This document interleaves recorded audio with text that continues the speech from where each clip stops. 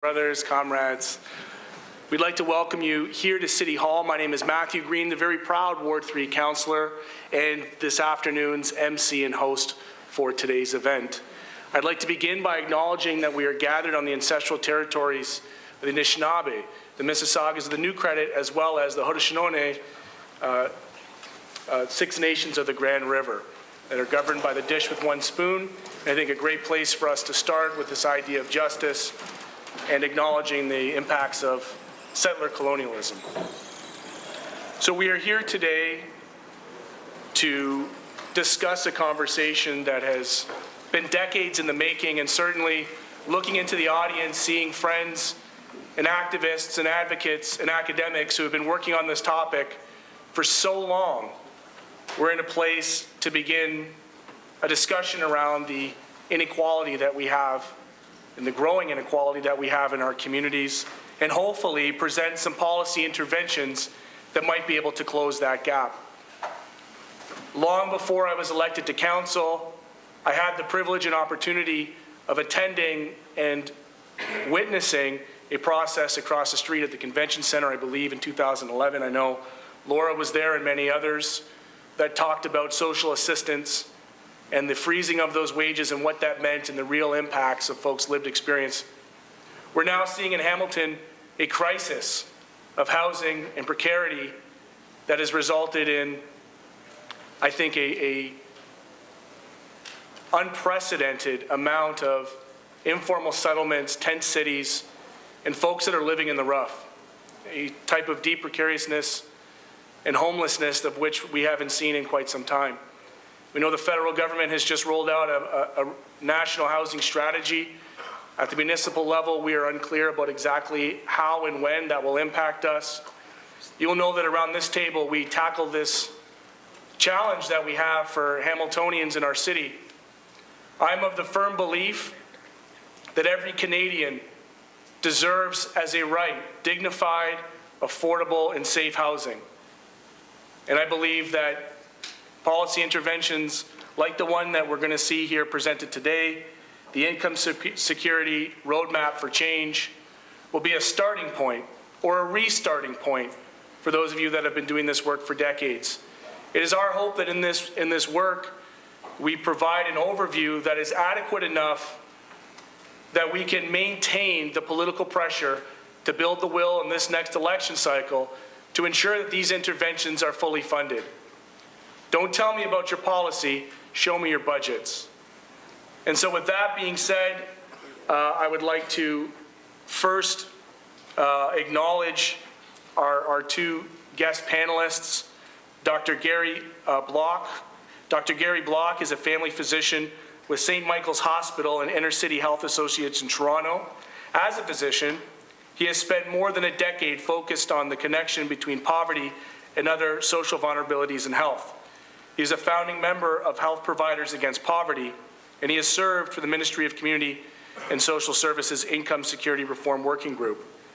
And someone who may or may not need any introduction to this community, a stalwart community activist, civic leader, and really, I consider a friend and mentor, Laura Cattari. Laura is a member of the Ministry's Community and Social Services Income Security Reform Working Group, representing Hamilton, very well, I might add, and persons with lived experience of poverty. She works for Hamilton's Roundtable for Poverty Reduction as a campaign coordinator for Fix the Gap. You can see Fix the Gap listed here. A campaign to realize an adequate standard of living across Ontario. Laura is also a chair of Hamilton's Status of Women Committee and a board president for Canada Without Poverty. I would also like to acknowledge, beside me here today, we have the member of Provincial Parliament for Hamilton Stony Creek East, member Mr. Paul Miller. If we could please acknowledge all the guests that are here.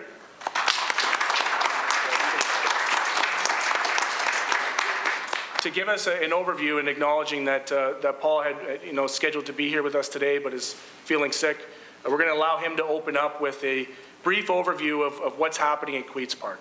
Paul? Thanks, Matt. I appreciate it. And we're on, are we? Yep. Okay, there we go. I appreciate it, and you know, I'm a little under the weather today, but I made it, and I could actually use some advice, Doctor. Do you have an OHIP card? I have an OHIP card, yeah. Right. I'm all right, I have an OHIP card. As you know, I've been pushing provincially Bill 6, and Bill 6 is an act to amend the Ministry of Community and Social Services Act to establish the Social Assistance Research Commission. This commission will be made up of a good cross-section of our population. Members would include people with lived experience, medical people, affordable housing experts regarding social economic policies, evidence-based social assistance programs, and at least 2 people who have specific expertise in the economic challenges faced by people with disabilities and all other vulnerable groups living in our province in poverty. And that's very extensive, as you know. And I've seen what goes on some of the reserves up north, and you would think it was a third world country. It's absolutely criminal what's going on, and these people deserve better. They need our help. This commission, by the way, will not, the way I've set it up, will not be influenced by political interference. They'll be far removed from this. There'll be a separate body that cannot or should not take any direction from any political party. The commission would resort to a report yearly to the Minister of the Cabinet, and the public and media will have access to these reports. Where's the bill right now? Well, I introduced the bill first reading. Usually in first reading they pass automatically. Second reading you debate for a few hours, all 3 parties. I had terrific support from all 3 parties. At second reading, which I found very unusual, Kathleen Wynne showed up for the vote and the debate, and normally the Premier does not show up for private members' bills. So I was kind of happy to see her there. We debated for a few hours and came to the vote, and her and her Liberal Party and the Tories and us, they stood up and gave me a standing ovation, and she was one of them. So, unfortunately, that was a few months ago, and the bill was sent to a committee, and it's been sitting there ever since. And the only ones that can call that bill to be debated at committee and move it on to third reading is the Liberals. They've stalled it, they're playing games, and they're playing political games. This is not a movement that needs any political games. This is something that people need in our province. They need our help, they need our caring, and they need results, and not political agendas. So I've stepped up the pressure along with Matt and all the people, Laura and all the people. We've stepped up the pressure on these guys. We've started a campaign, as you can see, with emails, pressure on the government, and of course the best time to get the government to do anything is in an election year. That's when they want to please everybody, and they start handing out their gifts about 6 months before, and then when they get elected they fall back on those gifts, and some of the promises don't follow through. So go figure. Happens all the time, and that's unfortunate. So I can say that my party, I can only speak from my perspective, is 100% behind this bill. We'd like to see it come to fruition. If we're ever in a position to do that, I'm sure I won't meet with much resistance from my own party to move this ahead.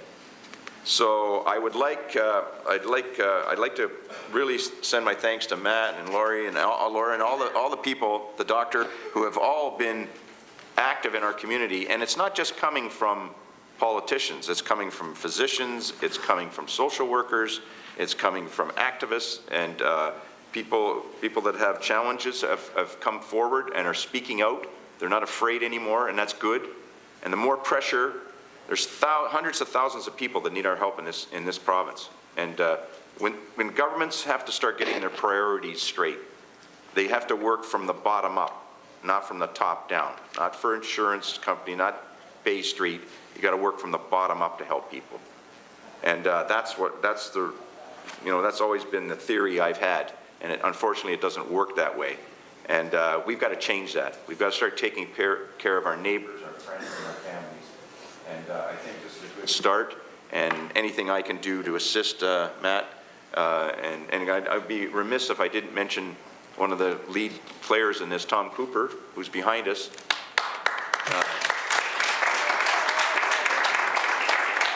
I've worked with Tom for years on issues and facing people in our city, and I'll tell you, he's an excellent advocate, and he has an excellent record for helping people on the street, and that's really something special. So I'll pass this on, and thank you for having me today. I'll listen to some of the presentation before I go. Thank you very much, Paul. We certainly appreciate you being here. And that's a great overview for where they're at right now in the parliamentary system as it relates to your private members bill, which is not an easy thing to do, pass private members bills. So congratulations on getting it this far. At this point, we're going to pass it over to Dr. Gary Bloch and to Laura Cattari, who will run us through an overview of the income security roadmap for change. You want to go? Sure. Yeah. Do you want a chair? No. Are you sure? See anyone, yeah. Thank you, though.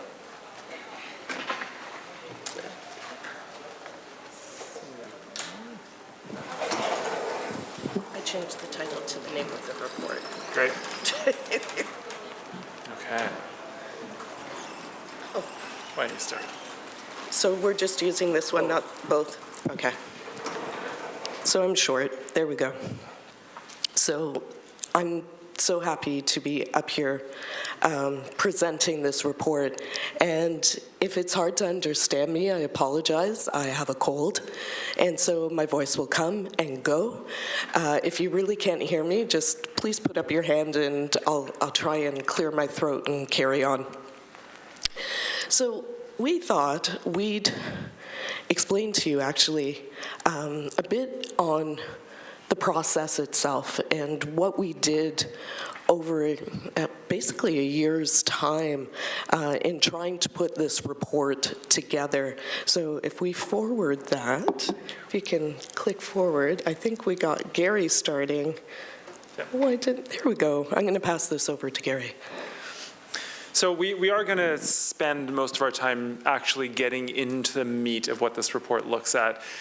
I think we both thought it would make sense, though, to just kind of situate ourselves a little bit and talk a bit about why we decided to answer the call of the government to join this working group, really on a volunteer basis, and spend hundreds of hours literally working through the development of this report over the last year and a half. So a couple of years ago, a middle-aged man of Middle Eastern origin walked into my clinical office in a homeless shelter in downtown Toronto.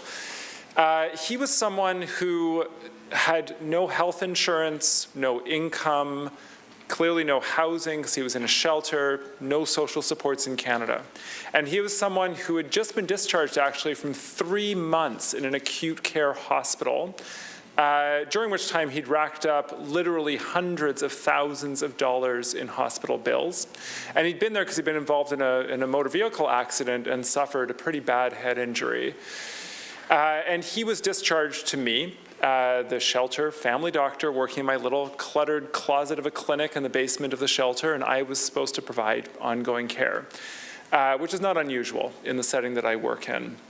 When he first walked in, he looked okay. We were kind of working through a translator, but it became evident pretty quickly that he was very uncomfortable, right? And he, over and over again through the time I spoke with him, pointed to his head and said, "It doesn't feel right."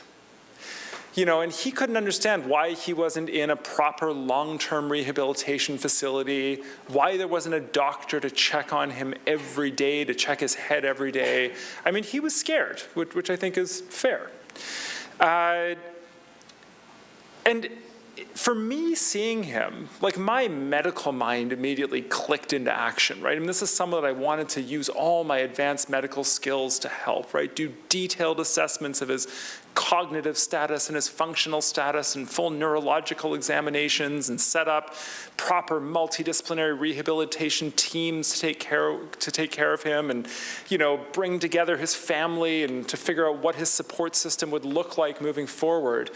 But it was pretty obvious, given his social situation, that none of that was going to be possible, right? So what I actually realized I had to work on with him and what my, to-do list looked like was something like this, work with him to access some source of income, work with him to find some level of supportive housing, help him to attain a proper legal immigration status, work with his lawyers to try and get money out of the insurance companies to help support him. And somewhere at the bottom of that list was help keep him medically stable enough to make sure he lasted through this process.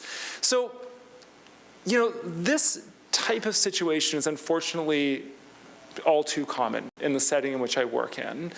And it's pretty clear to me that these people who walk into my office, many, many people with stories like this, cannot expect to achieve better health until they have the social foundation to do so. And this is why I've spent, pretty much the last 15 years just about focused on this issue of how we as frontline health providers can deal with our patients' social health and their social challenges. And this is what really set me on the path towards becoming involved in a group like the Income Security Reform Working Group, which to me is absolutely intimately tied to my work as a frontline health provider. So from that perspective, I jumped into this, and I'm actually very excited about the product of our work, which we will describe to you in a moment, but I'll let Laura introduce herself. Can you forward that for me? Yep. He is so much taller than I am, so that mic will go up and down the entire presentation. So most people put some sort of relevant image up. For me, that relevant image is the image of me at the age of 2. It could have been 5, 7, 9, 12. Growing up in Canada, I had a fairly active, politically active mom. And she was, I'm sorry to say, maybe not so sorry, I don't know, depends how you're politically going to take this. She was part of Trudeau mania. And she had this belief that Trudeau would heal all. We would sign international conventions on the adequate standard of living of all individuals, and we're doing all this great work in raw Canada. And in '82, we brought our Constitution home and created this Charter of Human Rights, and we lived in the best friggin' place in the world. And I believed that for a long time. Might have been childhood naivety, but I really, truly believed it. Until in my early 30s, I was let go of a job that I had. We got purchased by another major corporation. They wanted our software, but not our people. And my severance pay and benefits ran out about December 12th of the year.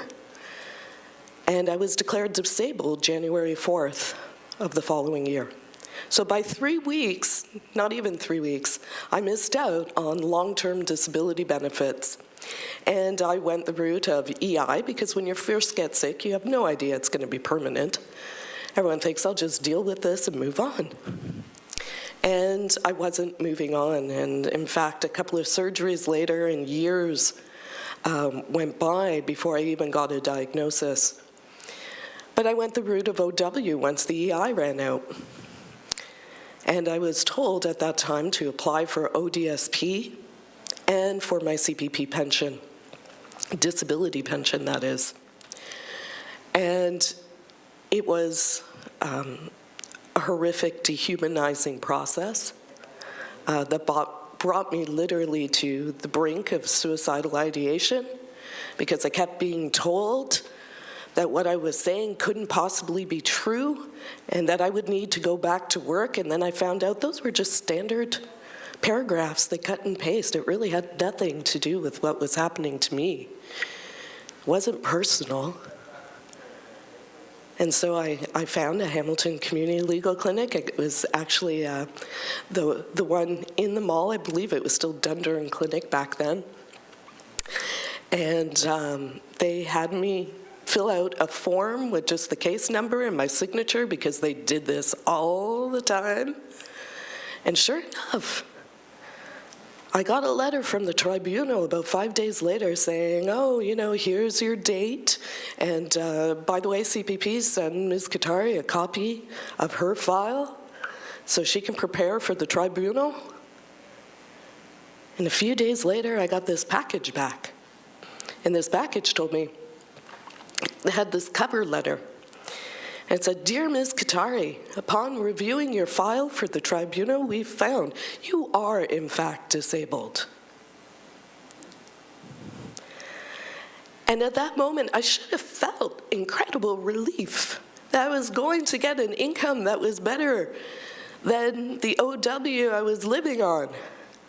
But I didn't feel relief. What I felt was deeply angry that a pension I had contributed to, that my government managed for me, was so difficult to get into and made me despair the entire process so much, I wanted to kill myself because I didn't think I could survive if they didn't say yes. And that's wrong. And still, I didn't do anything. I didn't do anything then because I still didn't have a diagnosis, and I felt horrible, and I went years. And finally, I got a diagnosis, and then finally started to feel a smidge more stable physically. And then my mom died, my only support. And she left me a little bit of money so I could get a home instead of renting. I got a condo, and I still have a mortgage on. And I thought, well, this is a fresh start. I have a new home. Why don't I see if I can work? And I thought self-employment to accommodate my disabilities, working from home on my own would probably be a good idea. And when you do a self-employment path through ODSP, if you've ever tried it, you have to create a business case and a cash flow. And I realized, given how many hours I can work and what I was looking at doing, I would never escape poverty. And it was at that moment that I knew I would either just explode or had to channel it in a constructive way, this anger and this absolute disgust with the system. And there was this call from the Roundtable literally within 2 days, this public call for new members. I thought, okay, I have something to say about poverty in Canada. And that's how I started. And to tell you the truth, when we were first, the possibility of going to Toronto to be on this working group, I was cynical. My first, I'd say 3 or 4 meetings, I was like, are we actually going to do anything? We were asked not to look at BI, and I was told we weren't going to talk about the rates till the end. And I thought, well, what's the use? But I stuck with it, and I'm glad I did, because putting the rates to one side to the end forced us to look at all the other stuff that's out there that works or doesn't work with something else or negates something else, so it's not effective at all. And that's how I came to do this. So I'm going to stop at this point and we'll carry on. Who's up next? Hey.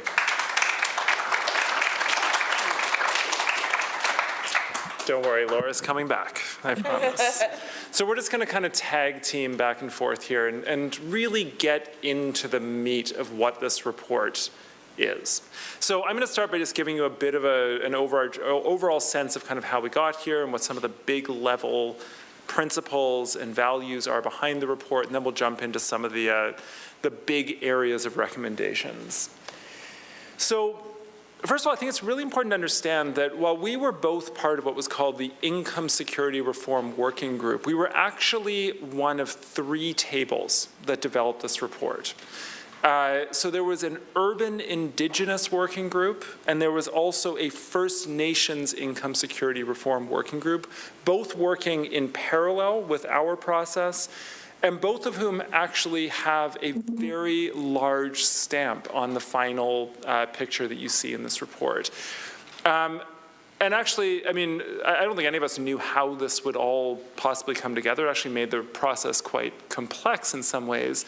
But I think it's resulted in the kind of report I would hope to see into the future, one that has a very, very powerful Indigenous voice from a number of different angles built right into it.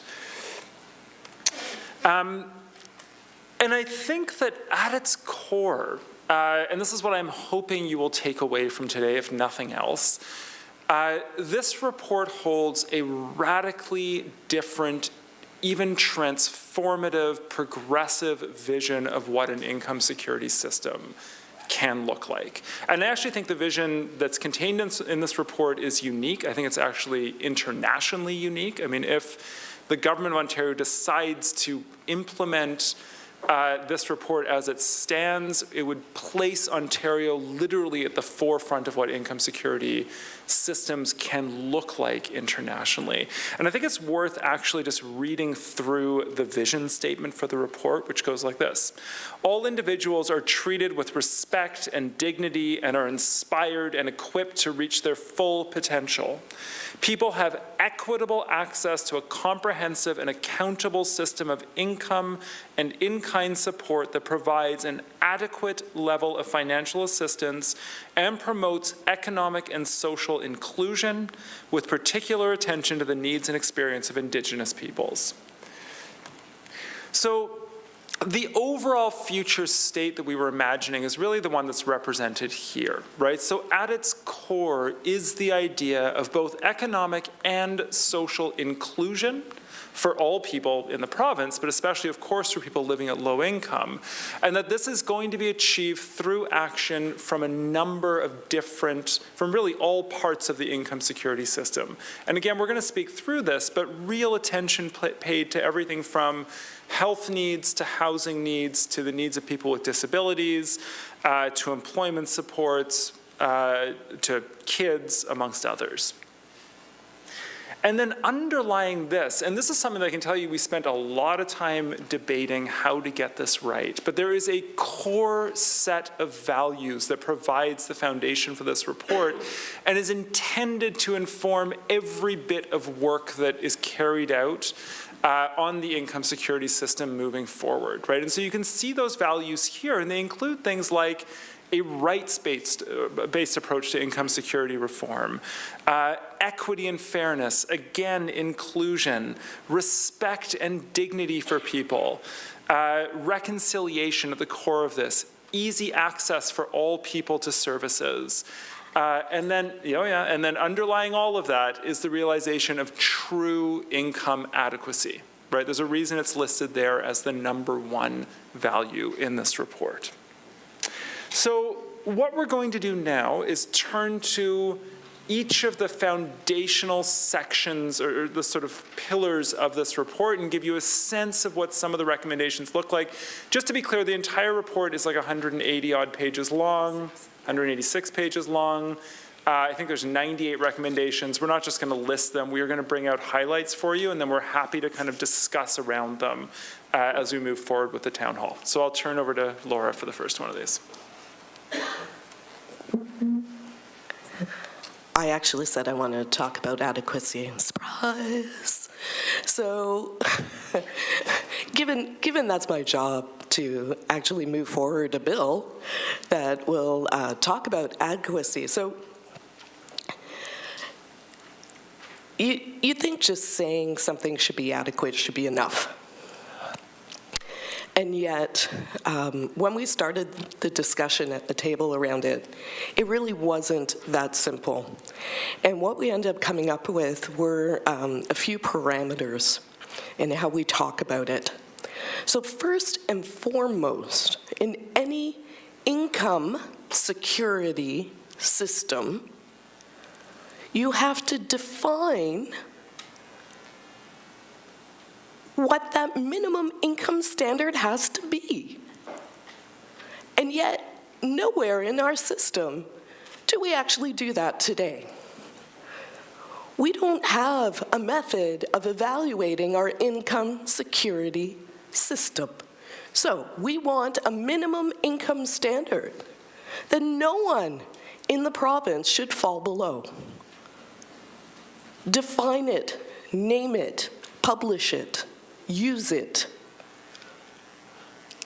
And then we started talking about PRS-LIM.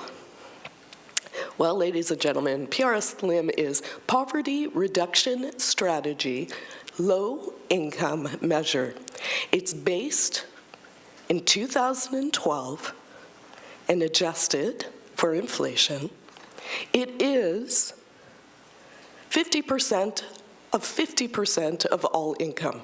So you get the average income in Ontario, and then you divide that in half again, and that's what people should get. And it sounds pretty simple. Why can't we do this?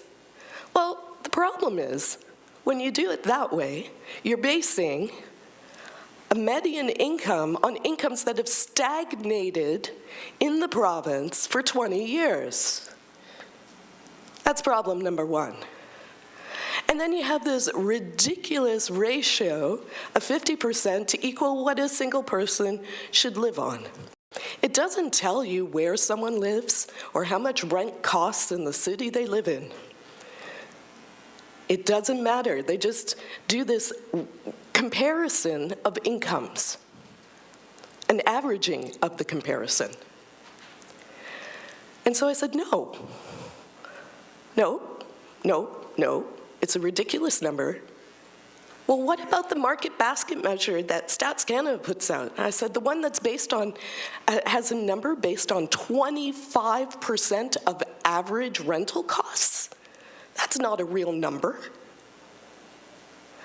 And so we moved further down the conversation, and I can tell you now, not everyone agreed with me at first, but finally it made it into the report that we need a measure, a made-in-Ontario measure that looks at different economic regions of the province and determines how much the real cost of living there is.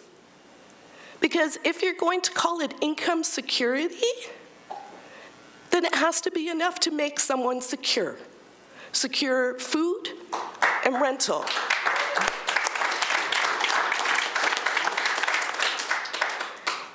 Otherwise, it's a joke, right? So I was thrilled, and trust me, it took a lot of conversations to finally drill it through people's heads. So one of the things, just a little aside, if you ever wonder how these working groups work, you actually have to agree that you will never quote what someone else in the group says, that it's anonymous. You're not allowed to say who disagreed with you or their personalities or anything. I can say we had a lot of discussions, and people actually finally did come around. So I am thrilled to include that. If you're not familiar with Bill 6 and MPP Paul Miller's bill, what we describe in the report is basically the bill that he's asking for, that it needs to be an inclusive process when you determine this number, and include, of course, people with lived experience that will tell you exactly what they need to get ahead.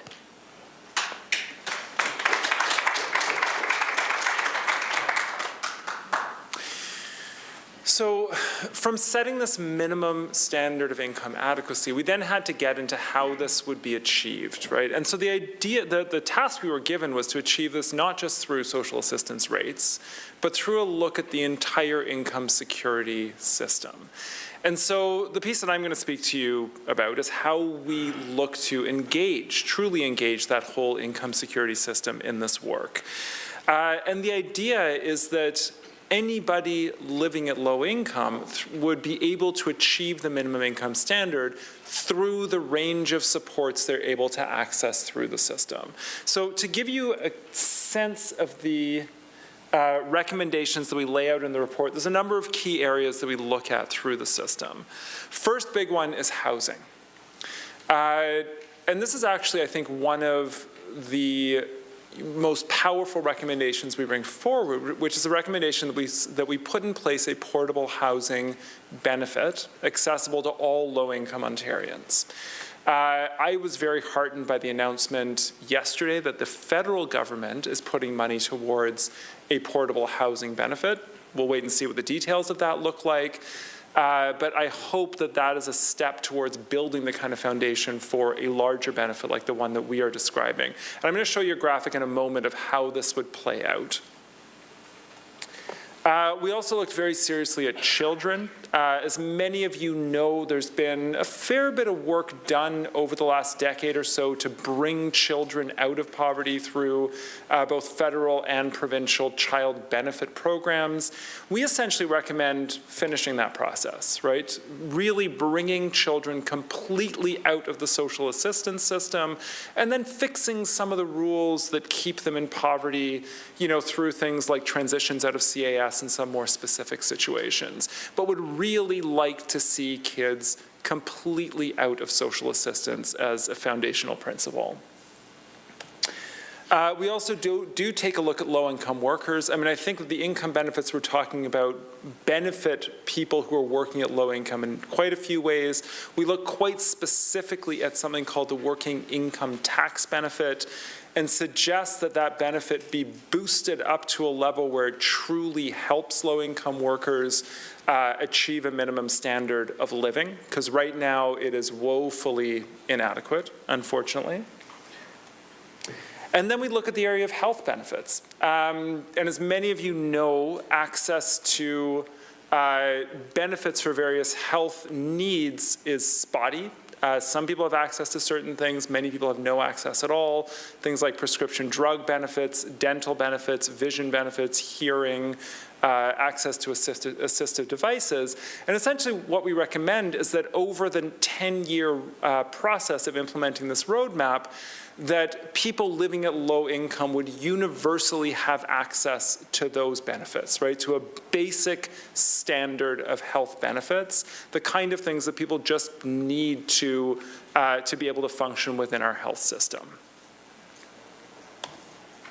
So before I finish on this section, I thought it may be worth showing you what this portable housing benefit actually looks like. And so I've pulled this graphic out of our report, which gives you an illustration. It's quite a, it's quite an easy to understand benefit and one that makes a lot of sense once you see it in practice, right? So the example that's given here is of a family that's making $1,500 per month and they're paying $750 a month in rent, right? And so the minimum standard for affordable housing or costs on housing is considered to be 15 or 30% of income, right? So this family is obviously way above that, right? They're spending 50% of their income on their rent. So an affordable rent for them would be about $450, right? So there's about a $300 gap in affordability for this family. So what we propose in the report is to put into place a benefit that would bridge that gap. Right, and for various technical reasons, we don't recommend giving a full, the full gap coverage. We can go into that later if you want in the discussion, but what we recommend is that we build up to a 75% coverage of the gap between a family's income and the rent that they have to pay, or the average rent in a community. Right? This would be a huge step towards increasing housing affordability in Ontario. And this is imminently realizable, and so much so that we recommend putting this in place within the first 2 years of the implementation of this report. The other foundational piece that I want to mention is the piece that comes from the Indigenous working groups. Now, there's a lot of kind of complex weaving in of the perspective of the Indigenous working groups throughout this report, but I think there's two fundamental principles that underlie the recommendations that came out of those groups. And these will probably be no surprise to those of us who have done work in this area. The first one really centers around a respect for self-governance and jurisdiction of First Nations in the province, and that whatever is done within the income security system allows for the realization of self-governance. And the second one really focuses on a correction of historical inadequacies in funding for First Nations and Indigenous people within the income security system, right? And we think this needs to be done urgently. There are some, just awful gaps that have been left in funding due to literally just, I think, errors within the way the system was constructed, and these need to be fixed now.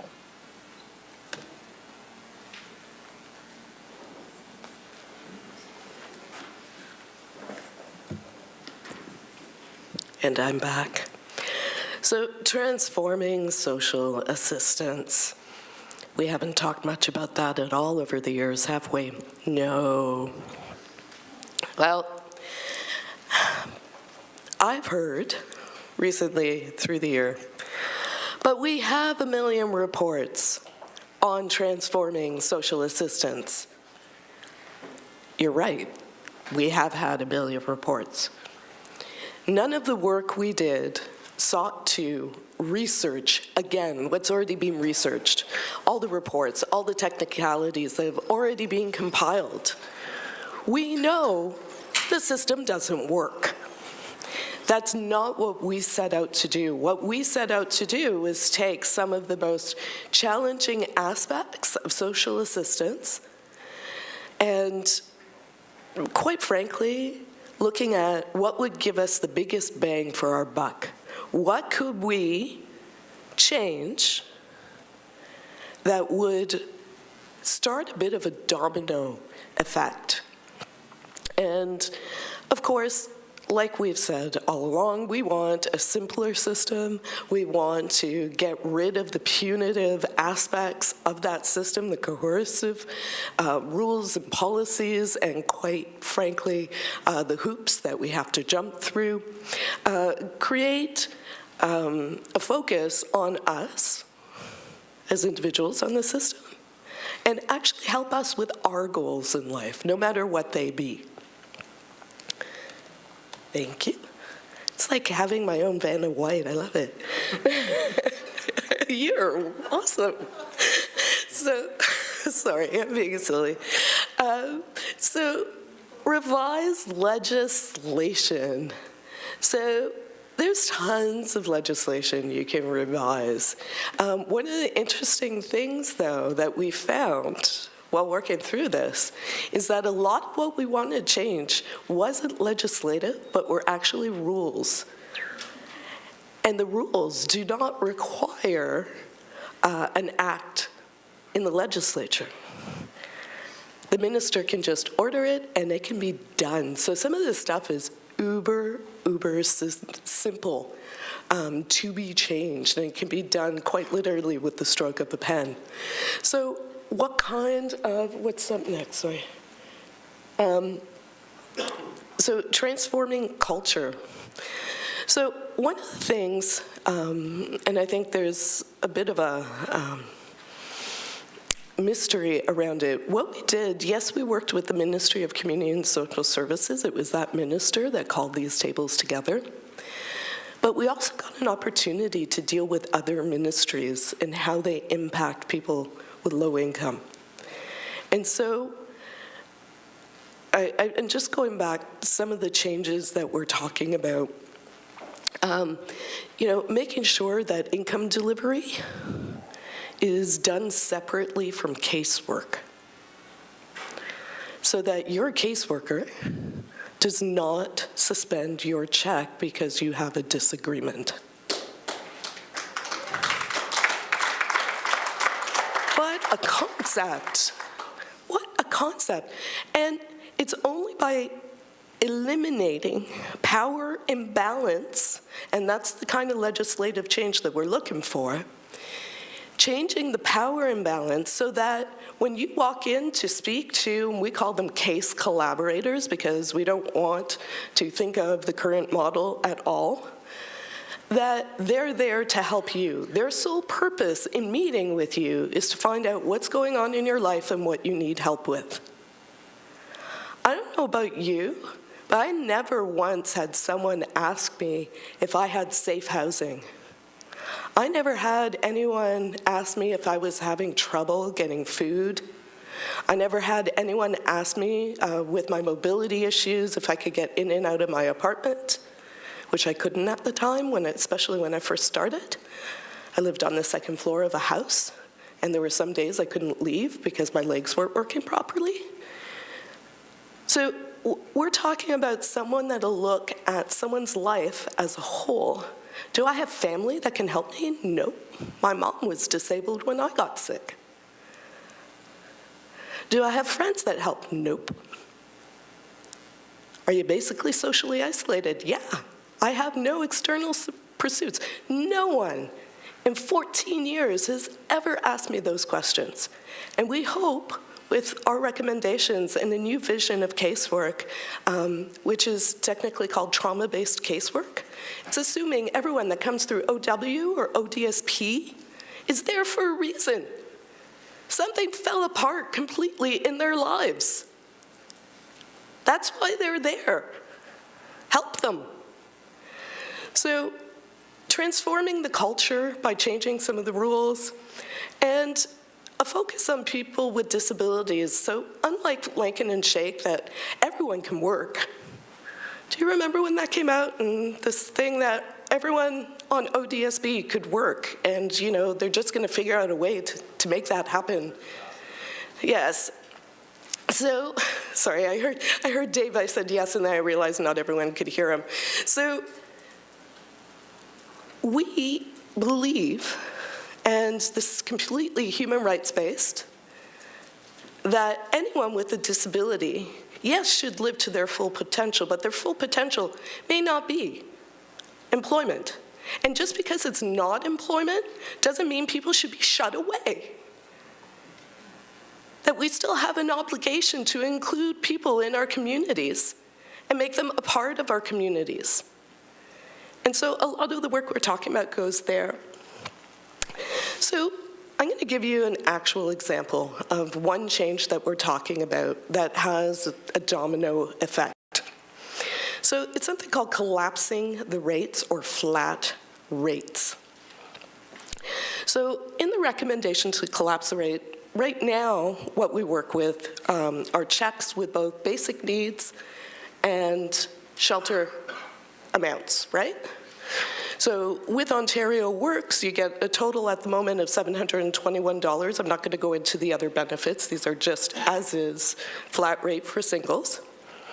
And if you're in social housing, you get the amount for social housing, and then you get your basic needs that you get to spend, but that difference you don't get to touch. So when we recommend a flat rate or collapsing the rate, your check would just be one full amount. And 30% of that check would be rent guarantee income like all low-income individuals that are working would pay. So 30% of the $721 is $216, which is a lot more than what city housing currently has to maintain their buildings. But the new remainder is $505 instead of $337.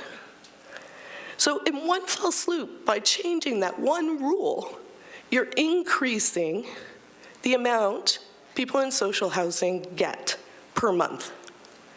Same with ODSP. Better rate, yes. Current basic needs is $662.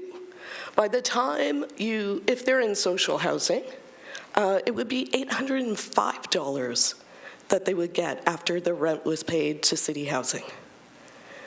That's huge. But how does it impact everyone else? Is it just the people in social housing that benefit? No.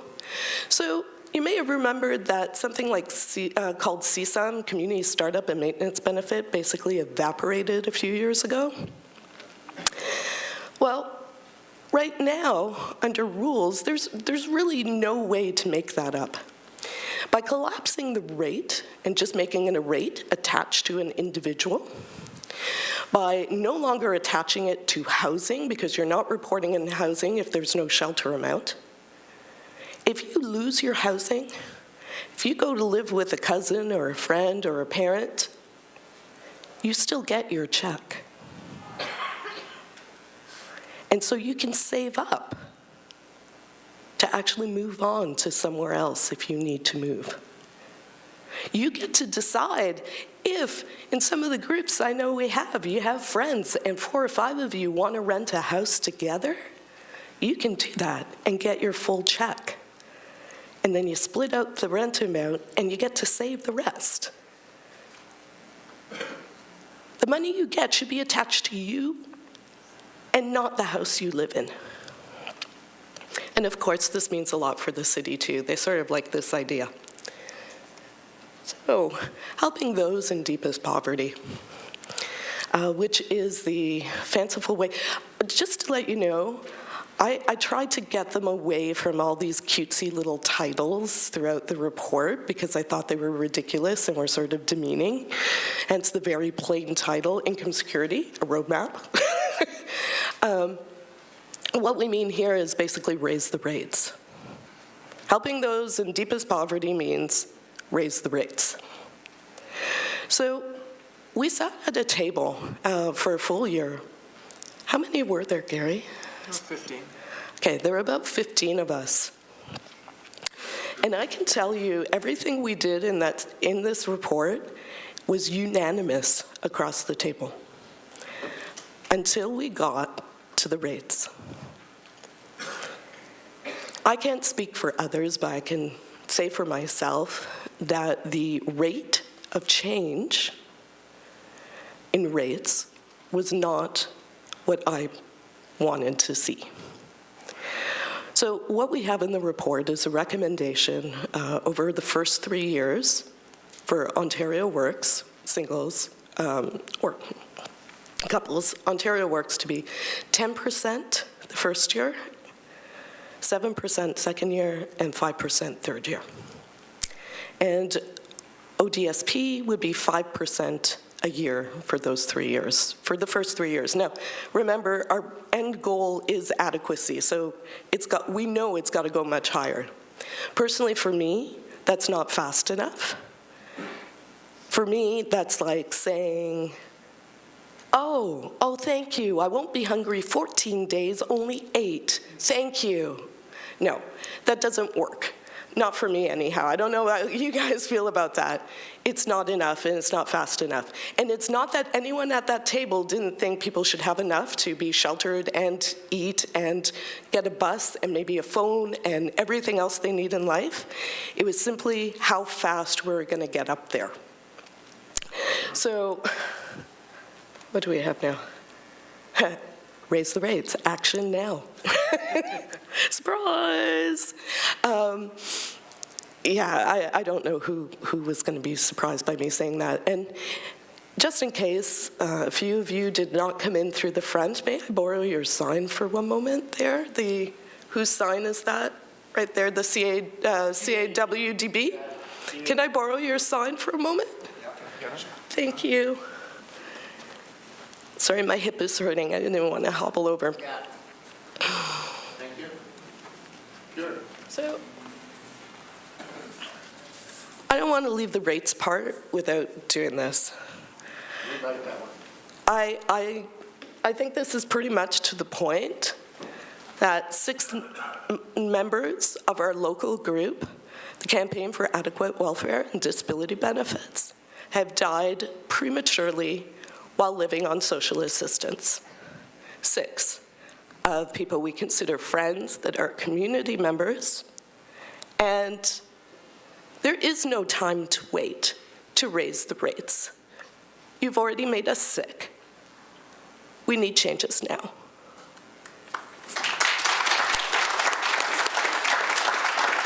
Thank you for letting me use that. So, reporting on progress. I know this seems really dry.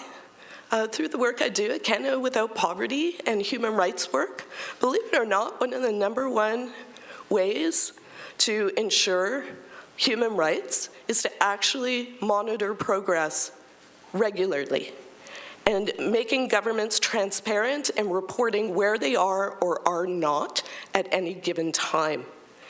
And I can tell you, even with disabilities across Canada, we don't even know how many children live with disabilities because we don't even track the information, let alone report on it. So reporting on progress is a huge thing. One of the other things we got talking about was the notion that not only should we be reporting how many people leave the system, how many people got jobs, you know, how much we're paying out, we should track the progress of the system itself. Is it working? If it's not working, what are we going to change in the system? Where's the problem? Because the problem isn't the individuals. We have 20 years of evidence to show that the stick that people have been pounded with does not work.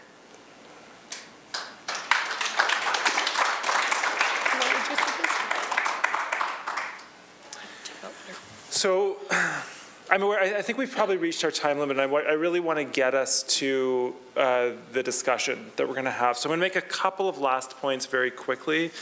First of all, we have laid out a fairly clear sequence for change over the 10-year roadmap with a heavy focus on the first 3 years of that roadmap, and you can see the details in the report itself. But the first 3 years are really about laying the foundation for that transformed income security system that we talk about.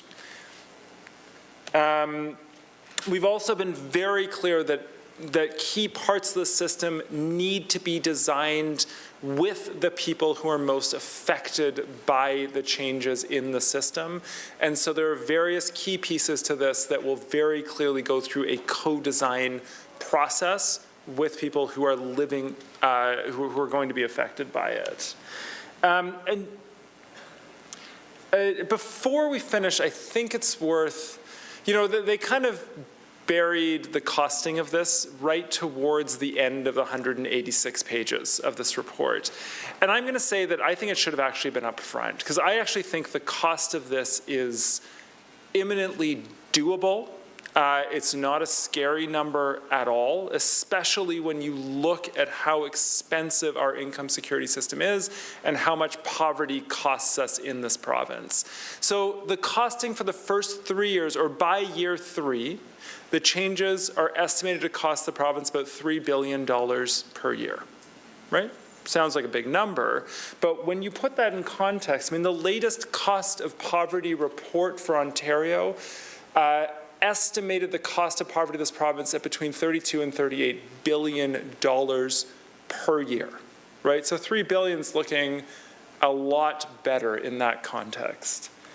And then if you look at other pieces of the system, like the overall income security system in this province costs us $65 billion per year, right? The government has saved $36 billion by not increasing welfare rates, even like keeping them at the level they were at before the Harris cuts. Health sector spending, over $50 billion, infrastructure investments, almost $200 billion per year, right? So that number of $3 billion is looking absolutely and completely doable, and that's the number that I think we have to hold this government to account for as they move into implementing this roadmap. It is doable, and if we do it, we will see a massive transformation in the lives of people living in poverty in this province. So that's where the report is, ontario.ca/income security. There is a public feedback period right now until I think it's January 5th is when that feedback period ends. please go on the website and send in your thoughts and comments. The more public mobilization there is around this, the more of an issue I think the government will see that this is to people in the province. There have been some really good support materials produced by the Income Security Advocacy Centre to help people in developing their feedback around this. So their website is incomesecurity.org.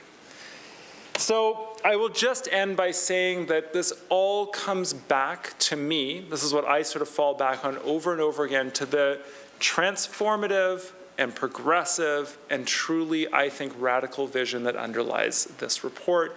We need to hold onto it. I mean, this is what our income security system can look like into the future. So I look forward to your thoughts, and I think we have a good bit of time to discuss this as a group. We're going to invite down, first a big round of applause. So.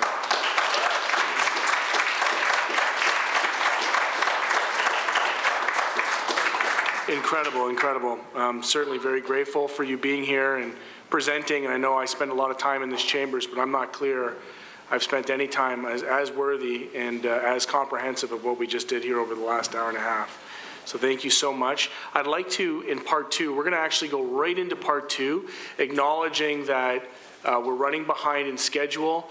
I'm not a great MC, but I didn't feel at any time that there was a point for me to interject and stop what was being presented. Does that make sense for everybody on this side? Yeah.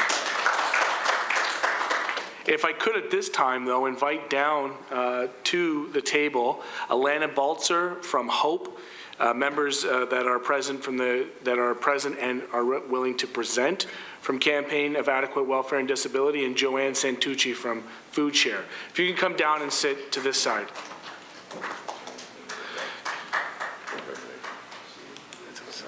Yeah, let it go. Let it go. Don't collect.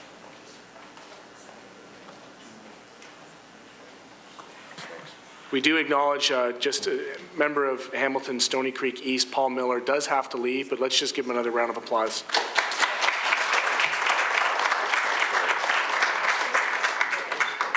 Just come down and have a seat right here. Yep, just.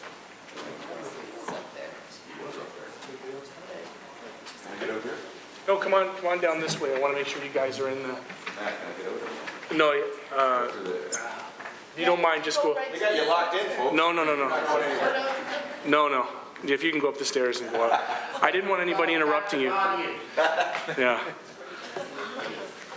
Okay, so if you can, just a little housekeeping item. The red button at the podium is going to make your mic live, and so you'll press that, and then you'll give a response on what you've heard here today, your perspective, and we'll move down the list relatively quickly, and ensure that we have those community perspectives captured, because it's so vitally important that we do that. And if I just saw the, okay, we got the fellow here. I do apologize, I didn't have your name on the list, sir. So if you could begin maybe by introducing yourself and... What did you do? Well, I will introduce myself as part of my talk. I'm David Galvin. Can we do it on the mic? yeah, if you can sit and then just press the button and then we're good to go. Do I even get to use the podium like the big people do? If you'd like to. Well, I'm okay. Okay, good. Thanks. Push this one. All right. My name, can you hear okay? My name is David Galvin. I'm with the Campaign for Adequate Welfare and Disability Benefits that Laura so thoughtfully advertised to you. We've been given an opportunity to speak here. You use both of them. Yep, perfect. Sorry, 2 microphones? Yes. So what, am I the first speaker? Yes, sir. All right. Well, I said my name is David Galvin. The campaign is a grassroots organization made up with people of lived experience of poverty, plus a handful of well-meaning fellow travelers. The campaign puts its eggs in a fragile basket by appointing me as their speaker this afternoon, but please don't blame them, they're good folks. Have a trifle naive at times. I'm reminded, by the way, we were given 5 minutes to speak. I'm reminded of the scene in The Color Purple when the servant character played by Oprah Winfrey is told by her well-meaning employer on Christmas Day, "You can spend the whole afternoon with your family, the whole afternoon." Well, I'm going to try and spend my whole 5 minutes. I guess you didn't find that as funny as I did, but it was a little bit of sarcasm, I guess. 5 minutes can seem like a long time, I'm sure, if you're dangling at the end of a hangman's rope, but it's not an awful long time right now. But thanks, Tom and the Roundtable, for giving me this opportunity. I love you guys. Well, it's more of a love-hate relationship. But Tom, Jen, Laura, I salute you. Keep up the good work. Matthew Green, I'm proud to say, is my city councillor. The next MPP for Hamilton Centre, maybe even party leader if Andrea stumbles yet again. So, my compliments to the working groups for their roadmap for change on income security. As they say in England, or at least in the British movies, sterling work, ladies and gentlemen, sterling work, and I salute you as well for that. It goes without saying, although it shouldn't, but thanks to all the people who showed up here. Showing up is 90% of the battle, or so I've been told.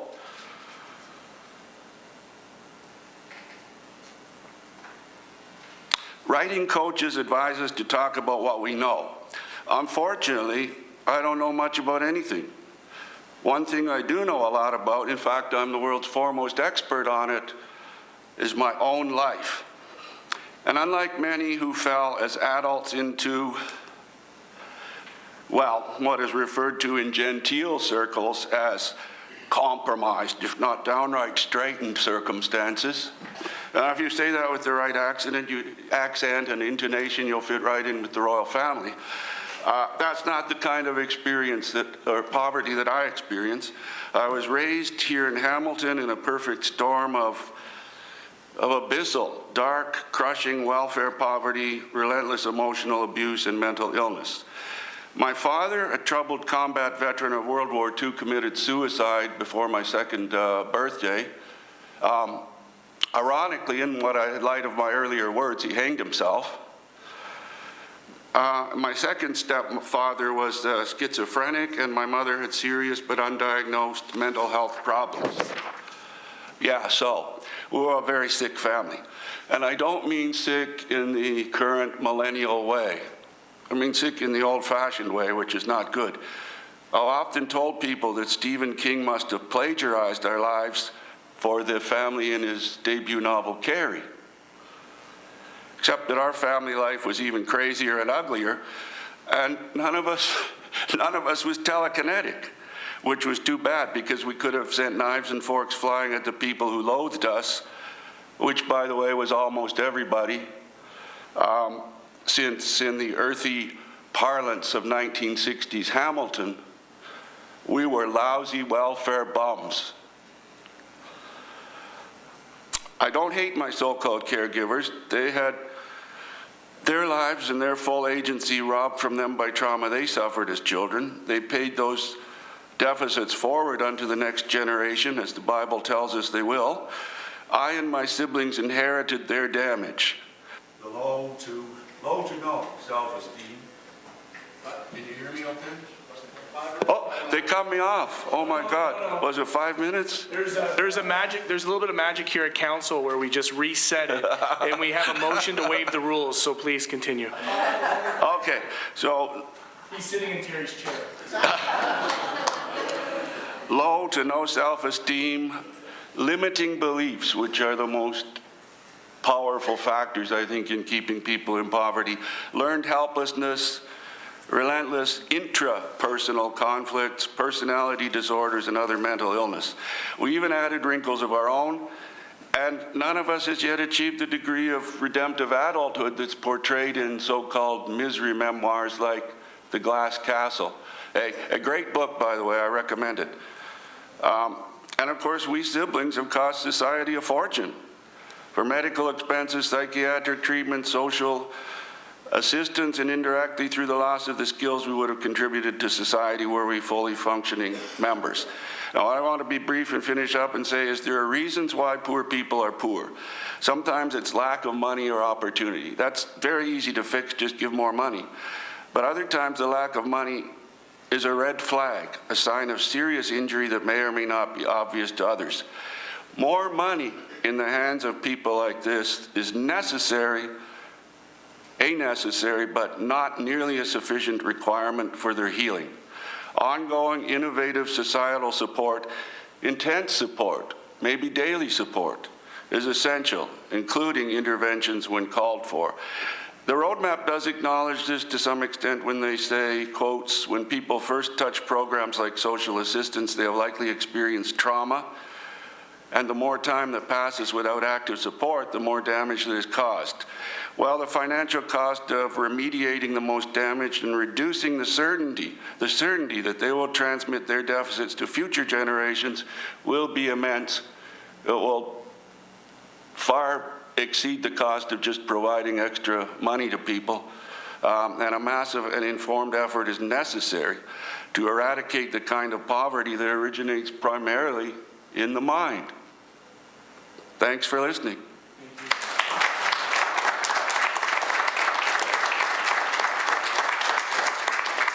Thank you very much, David, for sharing your perspective, and certainly appreciate your courage and candor today. We're now going to ask Alana Baltzer, a dear friend of mine in the community, civic leader in Ward 3, certainly proud to be Ward 3, who is here to speak on behalf of Hope. If you could also use that. Thank you so much. First of all, thank you, Matthew. I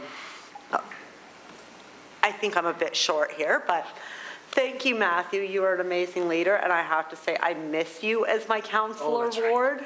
I'm in Ward 2 now. Matthew was the best counselor I could have asked for in the City Hamilton counselor, and I'd like to also thank Tom Cooper from the Hamilton Roundtable for Poverty Reduction for inviting me, as well as Laura Cattari and the various income groups for putting together this amazing report, as well as Deirdre Pike, my awesome co-chair of Hamilton Organizing for Poverty Elimination. Now, those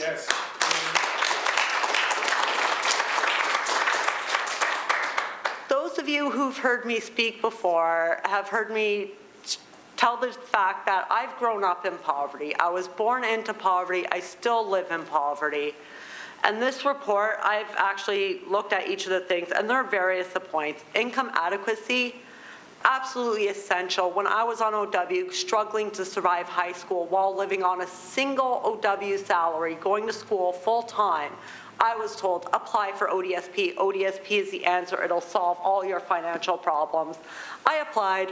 After a little bit of arguing, I got accepted. And did it solve my financial problems? No, it did not. If anything, actually, it made it worse. Having more money means, at my end, because I grew up in poverty, I have no idea how to handle money properly. When I got ODSP, they insisted on a trustee, which I now owe Bell $800 thanks to my trustee not paying the bills. And there's a reason I don't have a trustee anymore. The other one is housing. Housing is a huge, huge problem. There is lack of affordable housing. The housing that is available there, I wouldn't put my pet in, to never mind myself. Currently, if I had a housing benefit option, I would take advantage of it. Full advantage. I live in city housing. I live at 95 Hess right now. And some of you may recognize that address. And I'll say that I live there with pride, because despite all the issues we have in that building, which are numerous, we have an excellent community in that building. We're all poor, we're all low income, but we share what we have with each other. If someone doesn't have food, we go to our own cupboards and look and see what we can share with them. We donate to the lounge to make sure that all of our tenants have food, have the supplies they need, but at the same time too, I'd say I would move out of there. Since moving into social housing, I've dealt with bed bugs, with fleas, with cockroaches, issues with the exception of fleas that I didn't deal with when I was in the private market for rent, for apartments. Unfortunately, bugs are on the increase in the past few years, and we need a more aggressive form of treatment and pest control and actions in regards to pest control to eliminate the bug problem that is plaguing not just city housing buildings and other social housing buildings, but almost every apartment building in the city that has to deal with bugs. Health benefits. Another example I have for that one was earlier this year, I've been dealing with ear infections, really severe ones, and they're the reason I'm actually deaf in both ears, or partially deaf. I needed a medication that costed $55. ODSP would not cover it. Special supports would not cover it because it was a one-time prescription. My pharmacy wouldn't even help me out with lowering the cost in any way, shape, or form. I had to take out a payday loan to get that medication. And I shouldn't have had to do that. Payday loans are a trap, and I have to thank Councillor Green for his awesome work on revising some of the current payday loan rules and such that are in place right now. Low-income workers are just as deserving of those in poverty as of a hand up and a way to get out of poverty and being low income. How are you, they say, work. You'll get ahead if you work. You can only work so many hours in the week before you destroy yourself. How are you supposed to pay for everything when you are not making enough to, when you're unable to work 60 to 80 hours just to make that little extra $50 to $100 to pay that rent or the groceries? How are we supposed to do that? It's impossible to work those kind of hours and stay healthy and stay mentally safe. Social assistance, from my personal experience, is in desperate need of a change. Now, recently, I was fortunate enough to be accepted for basic income, so I was recently accepted to basic income, and I'm no longer on ODSP, but from my experiences on OW and ODSP, there is need for change, particularly with workers who think because they are workers, they control your check. You have to be nice to them to get your check. I had to call Andrea Horvath's office for a letter I'd received from a ministry I'd never even heard of until recently. They had to call ODSP to verify something, and of course, you know, workers are not always there when someone needs to talk to them. So I go in to see my property manager the following week, not my worker, and I have my worker yelling and screaming at me going, why the F did I go to the MP's office about her to complain about her when it had nothing to do with ODSP, nothing to do with her. Instead, she flipped out on me. However, I am pleased to say ODSP has since apologized for that worker's actions, and I have obviously gotten over and forgiven the worker for that choice of action she made that night. And I was on the verge of filing a complaint with her through the Ministry of Social Services if it weren't for the fact that she got transferred to a different caseload because they realized 95 Hess was not suited to her temperament. Which, Very generous. it is what it is. And actually recently, when you were talking about the difference that people on social assistance, the rent to geared to income, that little difference from your shelter allowance that they don't give you, I actually recently highly recommended to the Premier that she give us that difference on our checks. And she at least wrote it down, so that's a step at least. Everything needs to, and this is an example I had meant to double check with my mom on permission for sharing, but I'm going to share it anyways. My mom randomly, when I was 14, we lived in a 2-bedroom apartment with me, my 2 brothers, my mom. We were paying about $800 for it. OW decided to kick my mom off welfare. No real reason, nothing. She couldn't get back on for the life of her. We were lucky. Our landlords didn't file an eviction notice for about 7 months. Around a month after they filed that notice, the sheriff showed up to evict us because we hadn't been able to pay rent because my mom had no income. The only income that was coming into our house during those 8 months was the money I was making doing odd jobs, which should have been my spending money for pop, for candy, for random teen magazines. Instead, that was being earmarked into how much food can I get for $10 and how long can it last us before, in addition to my mom going to food banks to borrowing money that she had no hope of paying back because we had no income coming in. And when we got kicked out, we had nowhere to stay. I ended up, and I still feel bad about this, I didn't want my little brother sleeping out on a park bench that night. So I called CAS. I reached out, I said, we're homeless, I don't want my brother sleeping on the street, we need somewhere to stay. And luckily enough, my mom had gotten a ride with my brother somewhere else, so I was able to do this without her knowing, and to this day, she still doesn't know, and it's not something I'm going to necessarily tell her.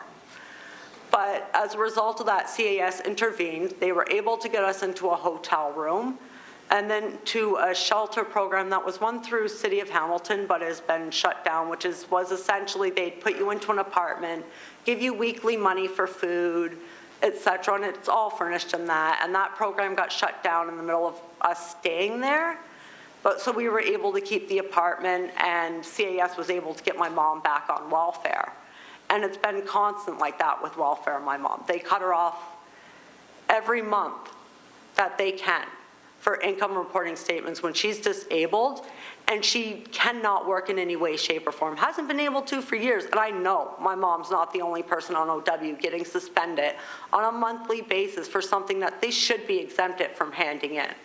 The legislative is in need of reforming the bureaucratic rules and policies behind both ODSP as well as Ontario Works. Improvement is needed. I highly recommend and urge the government to implement everything in this income security roadmap for change report. It is desperately needed. Thank you for listening and have a fabulous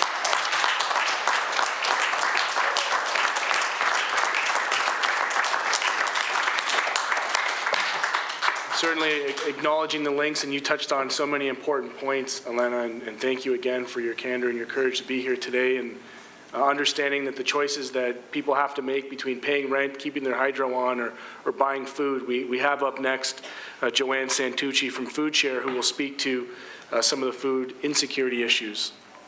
Joanne, the floor is yours. First of all, thank you for asking me to come out today and present. I was really struck by the last two stories. They were pretty moving. So thank you very much for being so brave to share them with us. You know, hunger is a symptom of poverty, and the cost of poverty is well documented. Laura, you mentioned that earlier. Many studies have demonstrated that long-term costs of allowing chronic poverty to continue hurt us in healthcare costs. They hurt us in our loss of our own community. They hurt us in social and economic vitality of our community, and these costs are much higher than actually tackling the cost of poverty. Long-term sustainable solutions of poverty is what we need to do. And I know that in the 26 years on the ground looking for answers, I can tell you that people have told us that it's in affordable housing, that it's in education, that it's in a living wage, and that it's an effective response to our social safety net, our income security programs, as they're being called.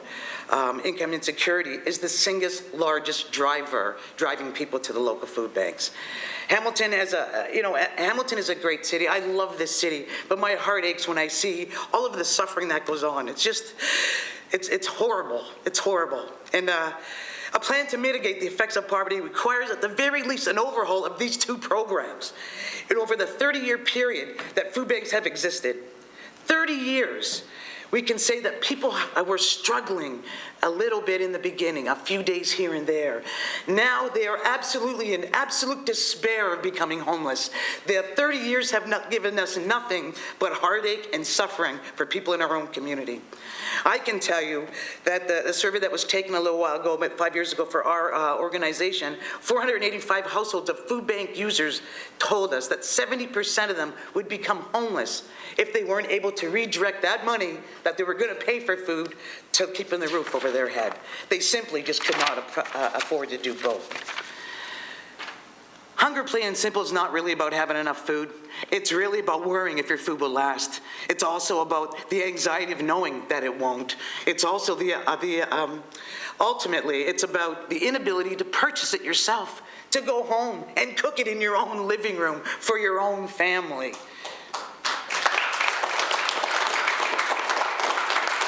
All of this comes down to a lack of income for people. This is why we're here today. For 26 years, Hamilton Food Share and food banks across our province and across our country have advocated for an overhaul of these systems. One system is wrought with over 600 rules. It's punitive policies. I have never heard of anybody accessing either of these two programs, ever, where they said, man, that eliminated a lot of barriers for me. Never. And I have never heard of accessing these programs where it positively assisted people moving out of poverty. Never in 26 years I've been here. Social assistance is our social safety net. It's a part of it.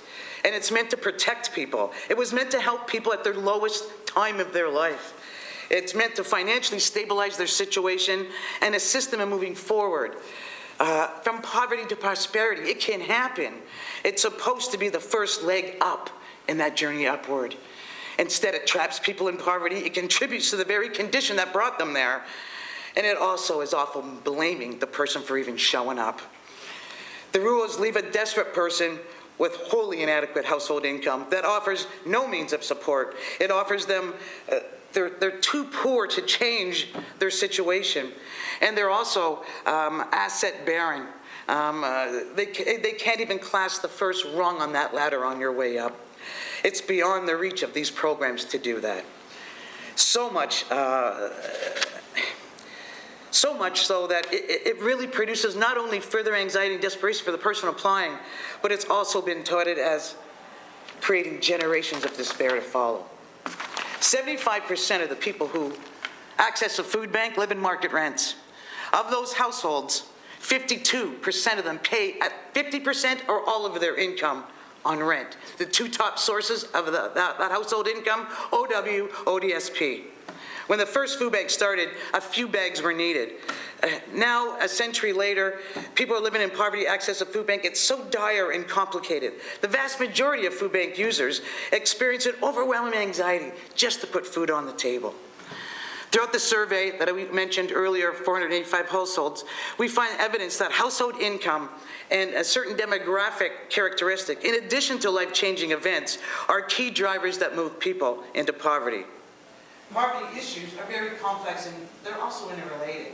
However, two drivers stood out in that survey. Two drivers stood out in that survey: a failing income security system, which we're talking about today, and a lack of affordable housing.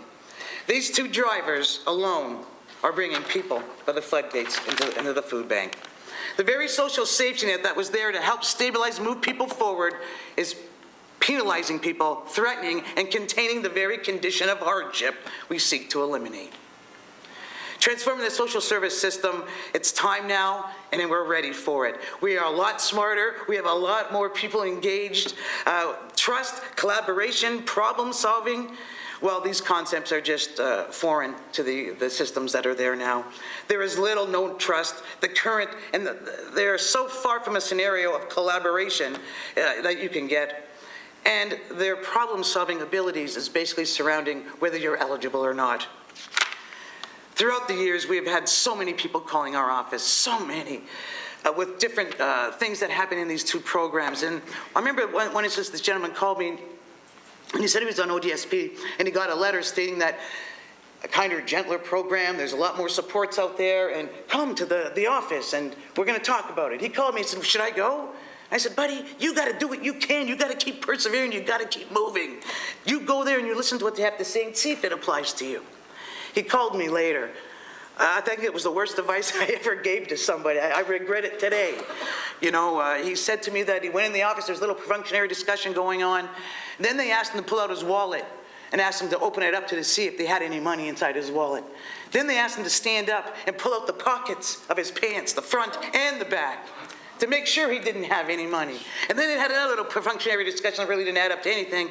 And then they said, oh, by the way, we've also overpaid you for the last 2 years. You owe us $3 grand, and we're going to start taking it out of your next check.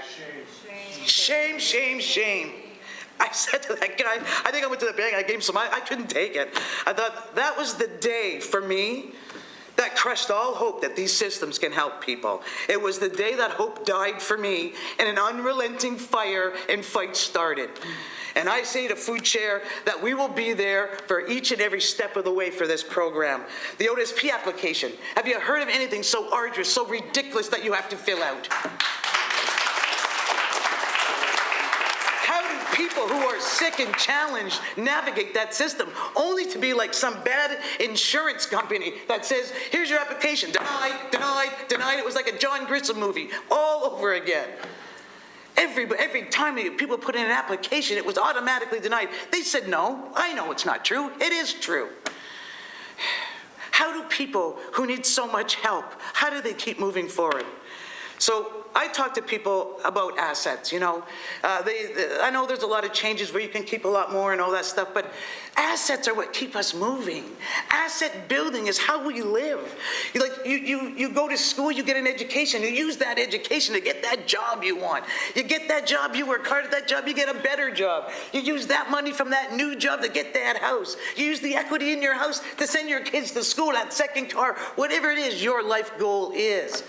To actually ask somebody to devolve themselves of their assets is basically saying to them, dig a deeper hole, you can get out.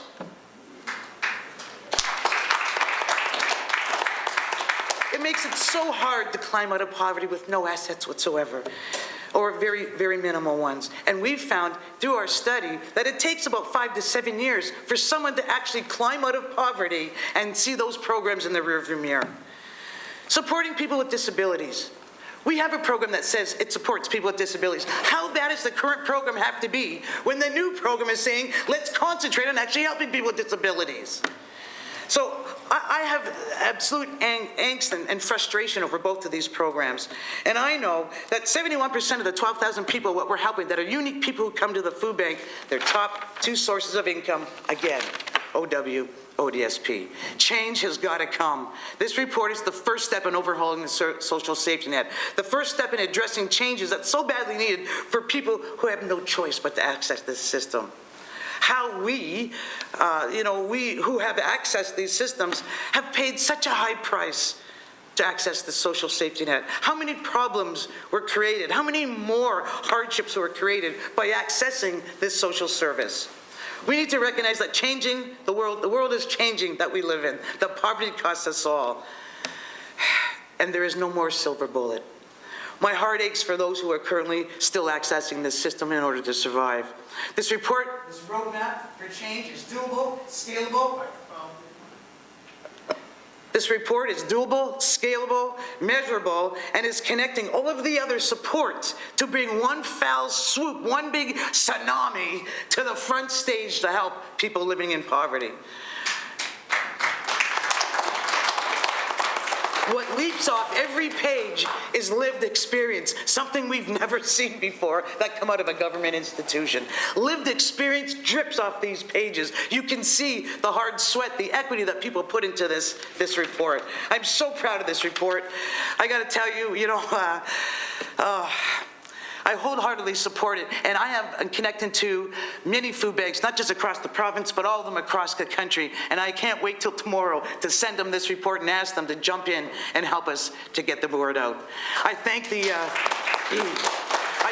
Income Security Reform Working Group and all the people who are attached to that for all of their hard work. This is a great document, and it's a starting point for change. I also wanted to thank, Tom Cooper, for all the work he does to making this world a better place for all of us. And I also wanted to thank Paul Miller for all the things he does locally for us in Hamilton. So our hunger count in March that was developed, there's a quote in there from me that said, in order for hunger to be eliminated from the landscape of our community, the solution has to incorporate economic justice as its outcome. This report does exactly that, and today my heart is singing and is a little lighter because there's hope now. And finally, someone has turned that on intrinsically for me. So I'm ready to move and I'm ready to help any way I can. You just tell me how and I'll be there. Do it right now.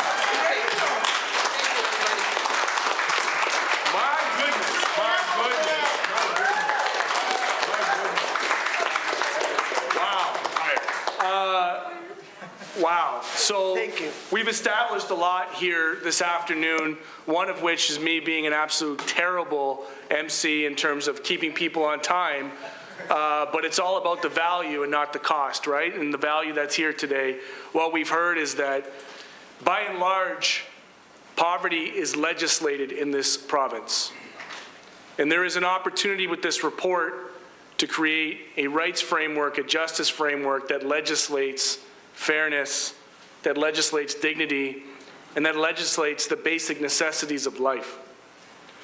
There's also, I think, something that needs to be said when I spoke about politics being about budgets. Many of these questions are electoral questions.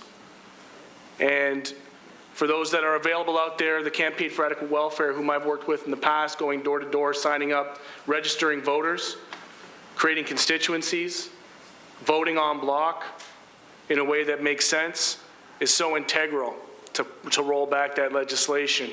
And around this table, you know, I just want to say this, and I'll say this in a very, very direct way, that there are seats around this table for people like Joanne and Alana and Dave and others who are out here doing the work.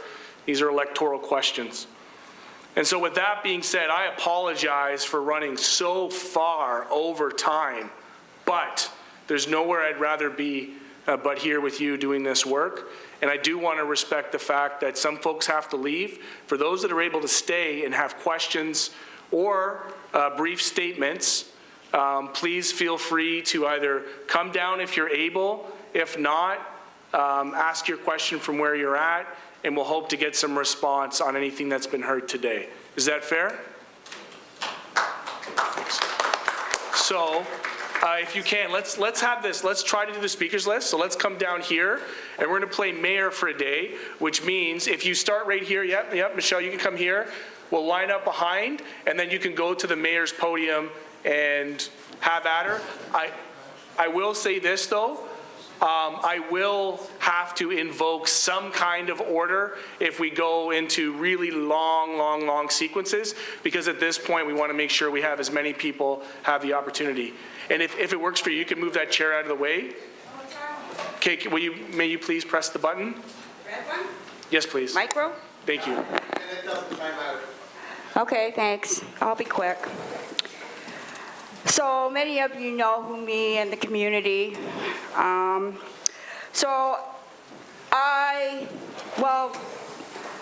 can see the work that you did, but really to me, it's not going to really solve the structural, political, and economic structures that have caused all this. So I would like to thank our fellow community members at the Tower, because they have brought in a couple of really good speakers. This book, it was edited by Michael Trusello and Ajamu Nangawaya.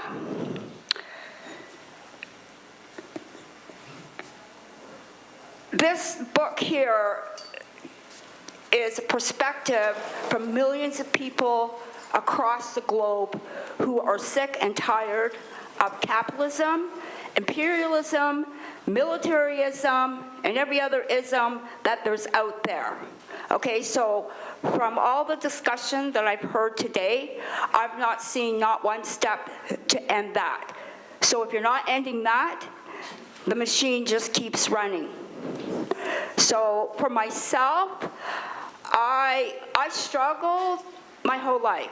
I worked, I got an education, I had assets, and as I recall back in my mind of all the cuts, like, in 1995 when they cut mother's allowance, because I owned a house, I was not entitled to anything. And I had to survive from there, the growth of precarious work, the lack of workers' rights enforcement, and also the role that unions are playing, because they are not doing the original grassroots organizing that happened in the mid-1800s, because it was the anarchists and communists that did all that organizing, not the NDP types of today. So in this chapter, it discussed the CUPE National Convention in 2015, where grassroots members of CUPE wanted to extend the National Executive Board by 4 members to include a person of disability, a person in poverty, a person of color, and someone from the Two-Spirit community. And that was denied by the majority of white men within that union. So thank you very much. Thank you. And I hope you take my words to heart. We do. Thank you for your perspective. Hello, my name is Margie Gould. I was living with my daughter Topaz as a single mom. I became homeless at one point because I was evicted from my apartment. My really wonderful ODSP worker, Mrs. Castro, I went to see her. She hauled me into her office and she said, well, because you haven't paid rent for a month and you can't show me a rent receipt, I'm taking $1,000 off your next check. And I said, thank you very much. Are you going to feed my daughter and I? And she said no. And so I had to put my daughter in care with CAS. And I finally found a place where we could stay. But I couldn't pay my new landlord first and last month's rent.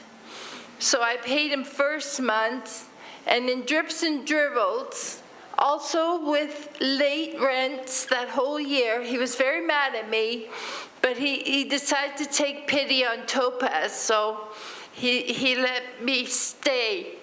But finally, I got that last month's rent paid. No thanks to Mrs. Castro. And I can tell you another thing, just a couple of, I think it was 2 years ago, I went to the ODSP office to get a letter written, and there was this pariah dog, I don't even know her name. She screamed at me right in front of everybody, and she said, what are you doing here? And I said, well, I've just come to have a letter written. And then she said, you sit down over there. And I said, well, I prefer to stand while this is taken care of. And then she said, sit. And I was so traumatized, I never got her name, or I would have put a formal complaint into the office against her. But that's the kind of ODSP workers they have at the ODSP office. I just wanted to share my bit. Thank you for your time. Thank you for your story. So again, just acknowledging the presentation and the topic, I mean, certainly feel free to share with whatever you have, but we do want to make sure we have all the speakers have an opportunity to speak.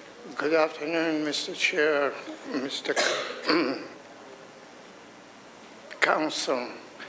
I really appreciate very much this opportunity to share some thoughts. At the same time, to thank you, to thank the doctor and Madam Chair from Hamilton, Mr. Cooper and others, and even the campaign who has been around for so many years, and even before the name of the campaign, who have been fighting for this. But unfortunately, at that time, even the new papers didn't pay much attention to that. On the last 10 years or so, we should be thankful that the newspaper have paid more attention to poverty in Ontario and Canada and so on. And we have seen not only people on poverty be involving on this big mess, even seeing doctors and councils and others being involved in their year, and even our city and Hamilton Foundation, when they funded the Roundtable, they put some money there. It was something that I haven't seen before, but with all of this, the situation hasn't improved that much for people who are on real poverty. I have seen recently increase on minimum wage. Great. Living wage, great. Now with this basic income, it's a pilot project for 3 years. What happened after 3 years? Don't ask me, Mr. Council, because I don't know. But at least the government is paying some attention to that. But the reason I'm here is to say I wish the same attention from the government and other agencies, whatever they are, to put the same effort for the social assistance reform that we have been fighting for over 20 years. But I know it was dead for I don't know how many years, but at least more than 10 years ago, they revived that, a lot of recommendations, a lot of focus groups, but I haven't seen anything until today. Okay, I do have to now allow for a response. And we do have to keep in mind as the line starts to fill up. It's my big issue. I hear you very clearly, and Laura would like to respond. So one of the things that kept me, quite frankly, going the whole year through was the fact that the stuff we were talking about, the ministries we had engaged with, started making the changes that are in this report. Some of them are already underway. One of the examples, OHIP Plus for children, starting January 1st, 2018. Part of our report, we talked to the Ministry of Health a year ago to get that started, and they have. I don't know what's going to be in their 4-year roadmap that they're going to produce out of this, what they're going to promise to do. But I know some of the changes that we asked for are already happening.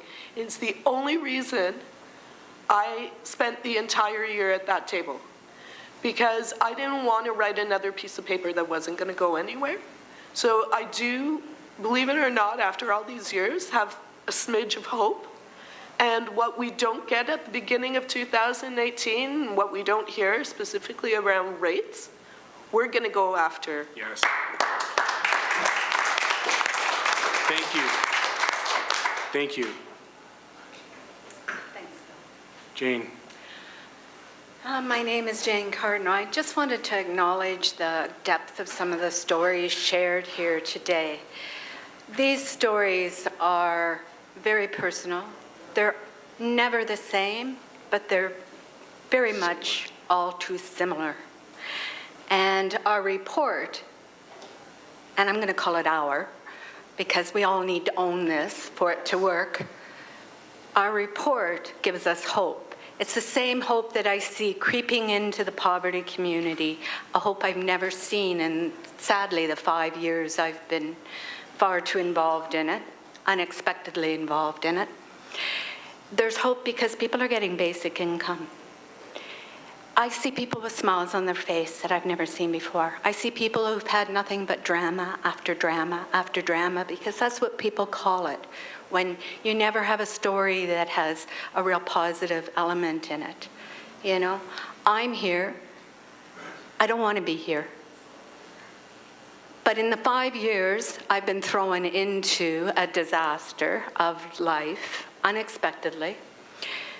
I've attempted to find a constructive way to do something around poverty, very much the same way as Laura has. It's exceedingly difficult.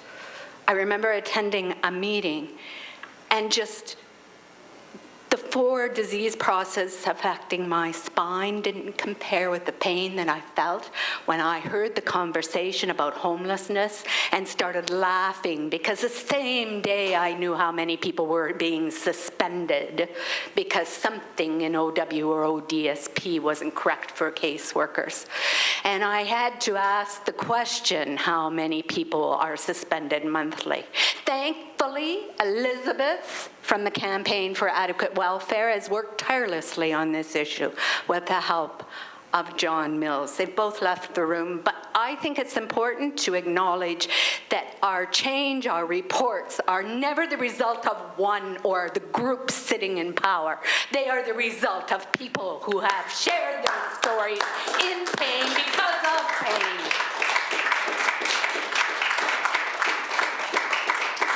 And those stories are going to continue to be told because we're constantly silenced. We're constantly told that it can't be that bad, that the system isn't that bad.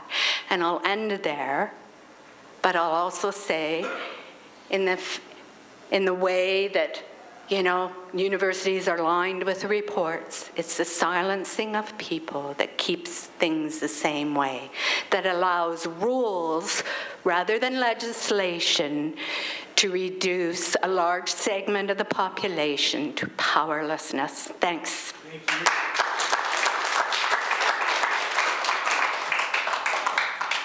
My name is Ursula Samuels, and it's a great opportunity to be here today. I want to thank Matthew for the great work he's been doing in the community, Gary and Laura for the work you've been doing. I 100% support the income security roadmap for change, because I've been an activist for many years. I'm a mother, I have a 22-year-old, and when I go around the community, I can see things are getting worse. Example, affordable housing now. When I look downtown, I see condos, but what we need is affordable housing. Because when people go hungry, they can't focus. Kids cannot focus in school. They are drop out before graduation. And I'm very happy to be a member with the Roundtable. I want to thank Tom and Jennifer for all the work they've been doing over the years in making change. I'm also a member with the Campaign for Adequate Welfare and Disability Benefits. And because of poor health, we have lost members. Our most recent member, Wendell Fields, I want to say may he rest in peace. And myself and Wendell were very close. So I get very emotional when I talked about him. So what I want to see is change now. So I would say to everyone, let's get together, and to make a difference, we need all of you standing together, and we can make a change and live in dignity. Thank you.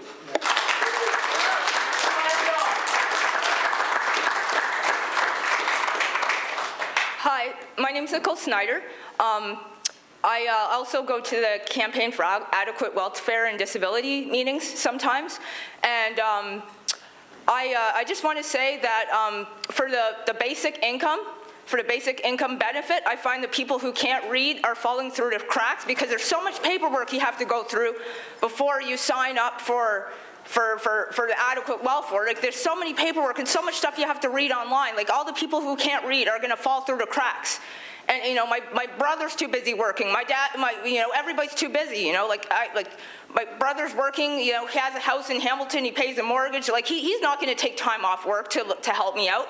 So I find that people who can't read, there's a lot of literacy involved before you can actually apply for this income. So I think that, you know, a lot of people that can't read are going to fall through the cracks, you know, if they have parents that work, if they have parents that are too busy doing stuff, you know. So that's all I have to say. Thank you. Laura would like to actually respond to that because you've raised such a key and important point. Thank you so much. No problem, no problem. Laura? So, as you know, the Roundtable has been, I'm going to use the word partnering very loosely in this. We have no control over the basic income pilot, really. But we do raise a lot of red flags, and if yourself or anyone else is having literacy barriers, please let us know. We will ensure that someone walks you through it step by step and helps you complete the application. That being said, in the income security report we didn't cover is an assured income for people with disabilities. That sounds a whole lot like BI because it kind of sort of is. But one of the things, one, we were asked not to comment on basic income directly in our report, to create a system outside of that, measures around it. But the other thing is we want to learn from this report, who does basic income work for and who finds it incredibly difficult. And what we came to at the end of the year is that there are a whole bunch of people that still need supports that isn't income. And people sometimes do need caseworkers to fill out paperwork or do their income tax return or whatever they need to do. So thank you for that caution, because it is huge. People make so many assumptions that people even have internet access, that they're going to be able to look up a website. So thank you so much for that. No problem.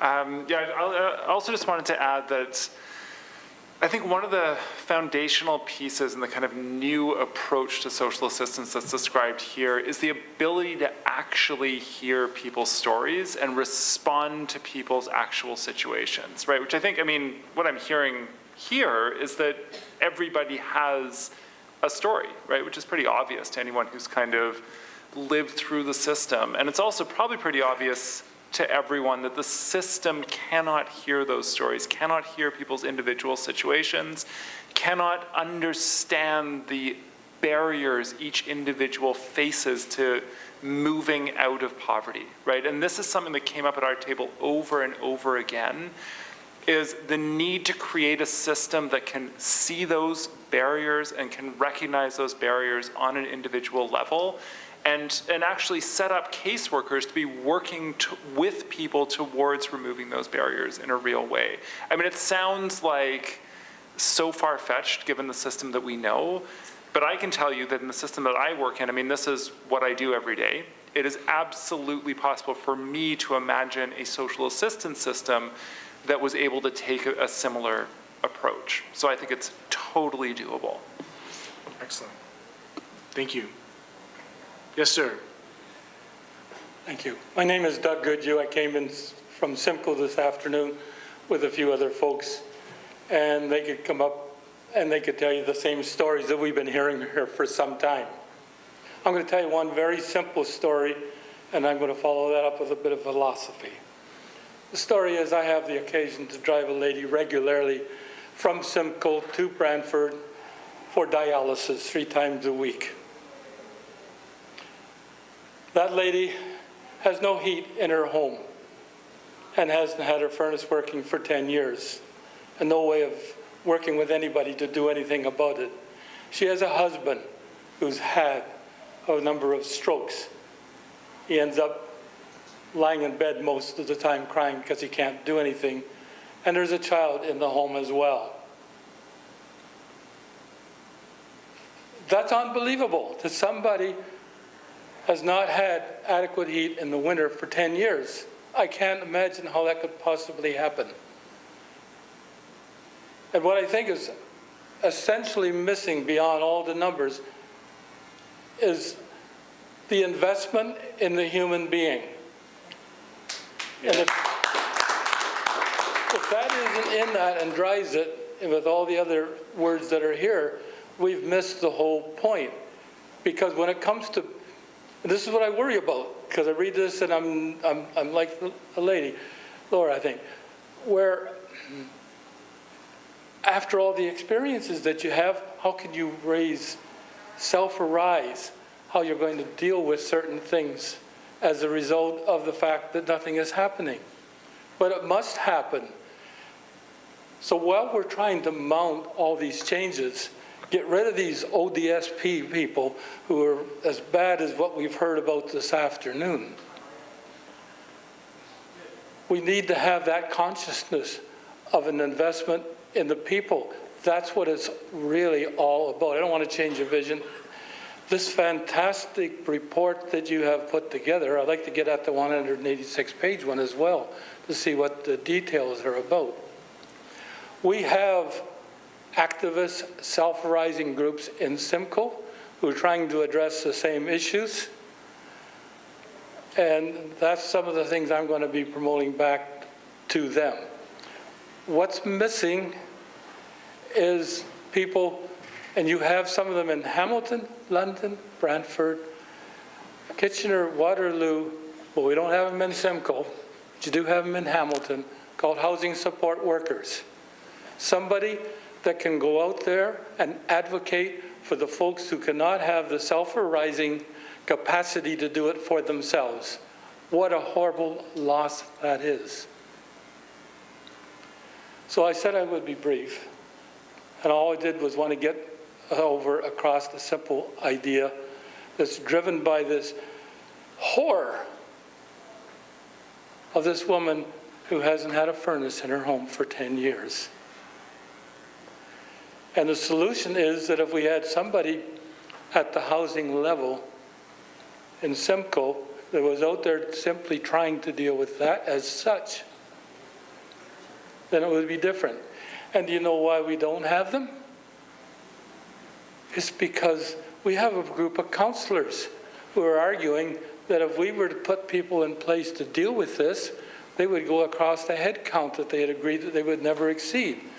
Meanwhile, they've had this money from the Ontario government. The absurdity is just unbelievable that's here. I hope that what you're doing here is going to make those kinds of changes. Thank you very much for the time. And if I could, in response to that, you coming here is going to help make those changes, because I think what we're seeing, and you touched on this, and some others have touched on this, across the province, in the grassroots, outside of government, outside of bureaucracies, people like Mike Acorn, who I can see right here. Just know when you go back, please report to the activists that are in Simcoe. We will come to Simcoe. We will have solidarity with anybody in this area that we can possibly go and support you in your council chambers, when you delegate politically and in the media and elsewhere. Just know that we will, from this city, support you in Simcoe. I thank you very much for that.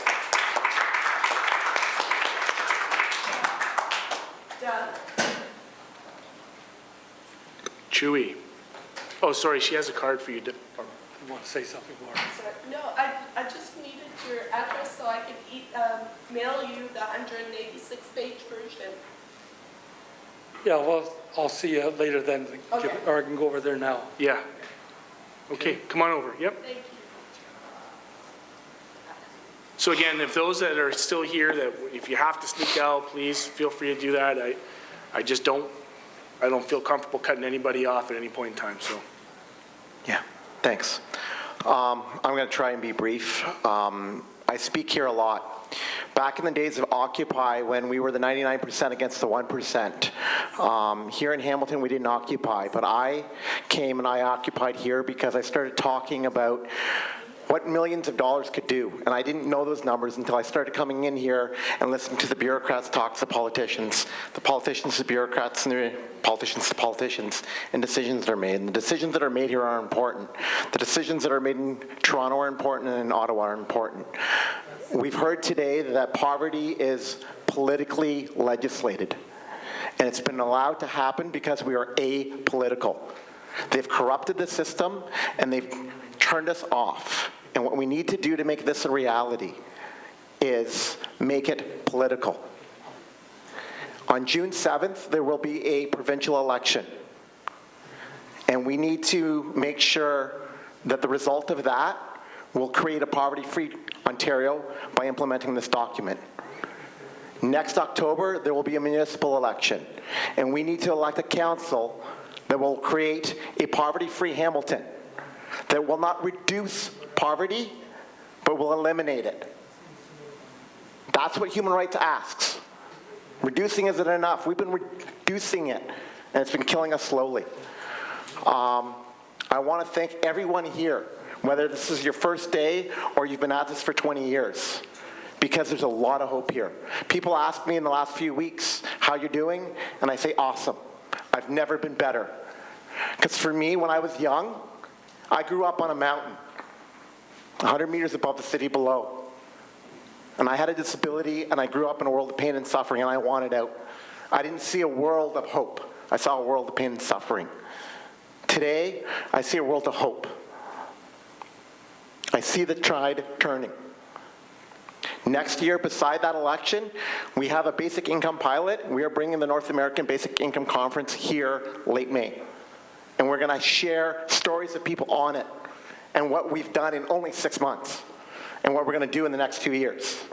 In November, we're going to bring the Canadian Alliance to End Homelessness here to Hamilton. 2018 is going to be Hamilton's year. Because besides that, on Tuesday, the steering committee of the Hamilton Roundtable to reduce poverty, which I hope will become the table to eliminate poverty, or actually I hope will be poverty-free Hamilton, agreed to undergo all of that work plus a restructuring process where we're going to have this open conversation, where we're going to have co-leadership by all the people here that are living it.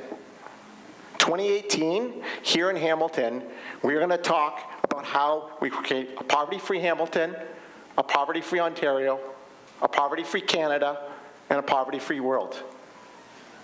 Thank you everyone for coming here. Let's enjoy 2018 and show them how it's done. So just before we go on to, we have 3 speakers left, and then I'm going to close the floor because there is still a wrap-up and next steps. The rule in organizing is never leave the room without a next step.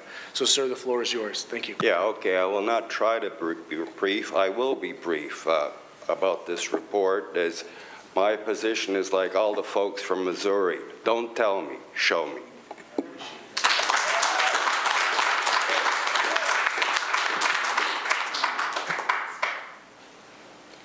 Thank you for what you present today. It's been well worth the listening to.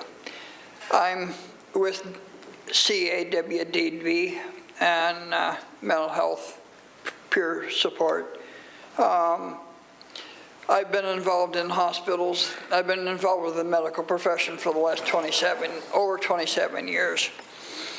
I've been forced on medication that I don't need, being forced to pay for medication I don't need and I can't afford. 4 years ago, I was pulled out of work. I lost 4 or 5 jobs, all part-time.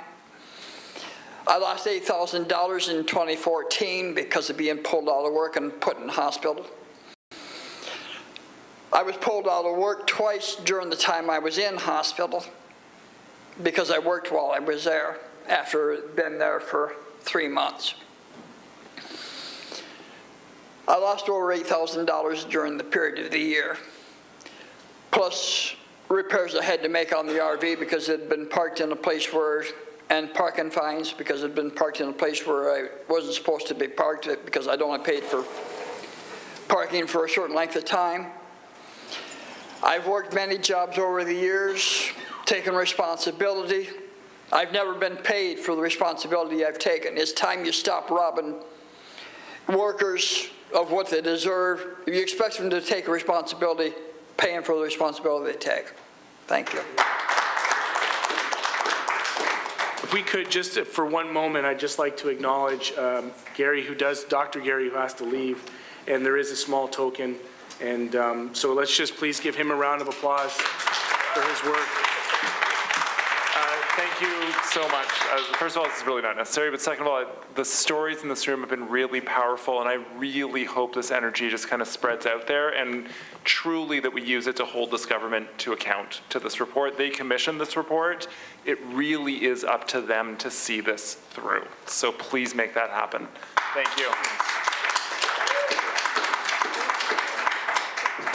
My name is Rhonda Costello. I just want to give the panel a plot for Laura and Gary, and Tom from the Roundtable. I hope whatever is in the panel today, you guys should put pressure from the top, because it's coming from the top downwards to us. I'm not here to tell my story this afternoon for people to feel sorry for me. but it's a struggle. I came to this country as an immigrant from the islands. I didn't know what social assistance was. As soon as I come here, I make myself accessible, go back to school to work. I work as a PSW for 17 years until I got injured. And from that injury, I'm dealing with a sickness that I had to take high medication for. It's a struggle every day, even though people may look at me in a different way, but I'm dealing. I went into depression for about 2 years. I'm getting better. I'm trying. I'm really trying hard. I occupy myself in volunteering and other stuff, but it's a little bit to live on a little bit of income. If it wasn't for my kids, I don't know. I was suicidal because I didn't want to live, especially living, you barely making a living and had to top up on it to pay your rent. That's the worst, hardest part of it. So I just want to say, Laura, those recommendations that you guys work tirelessly for a year, I hope that you guys put pressure and let's all make it work. Everybody must unite from whatever organization to make it right. Thank you. Yes. So we have a response from Laura Cattari, and then I'll ask Tom Cooper and Deirdre to please come down for the wrap-up and next steps. So before we get to our local next steps, I do want to say the working group, even though we were officially done at the beginning of August, we're back to meeting weekly through teleconference because we come from across the province. And we are having meetings with the Premier, with ministers' offices, but also massive organizations like OMSA, Social Workers of Ontario, like AMO, the Association of Municipalities of Ontario. We're trying to get to big organizations. We have not stopped because we believe in what we have written, and we will not stop until we see it done. But we need action here in Hamilton, all the resources that we get together, the passion.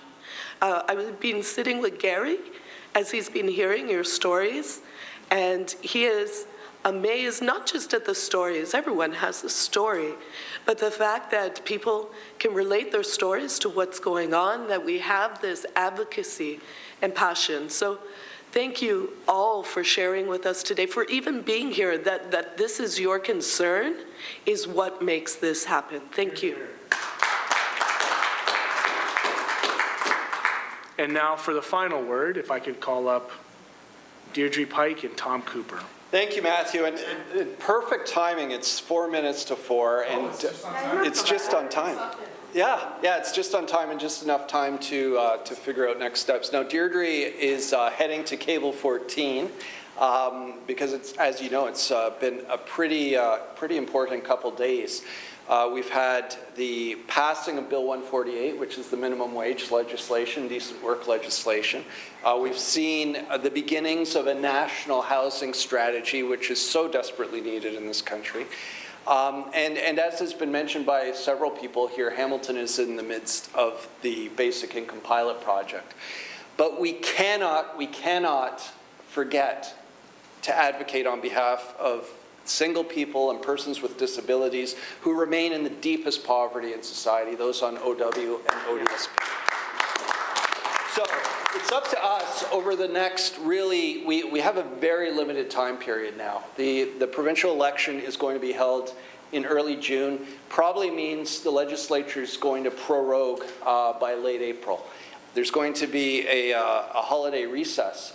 So once we get back to it in January, that really only gives us 2 or 3 months to really make a difference and ensure we get some of these initiatives passed that we need to see. And that has to start with the rates increase. And that 10% increase to OW in this budget, in the 2018 budget, is absolutely critical.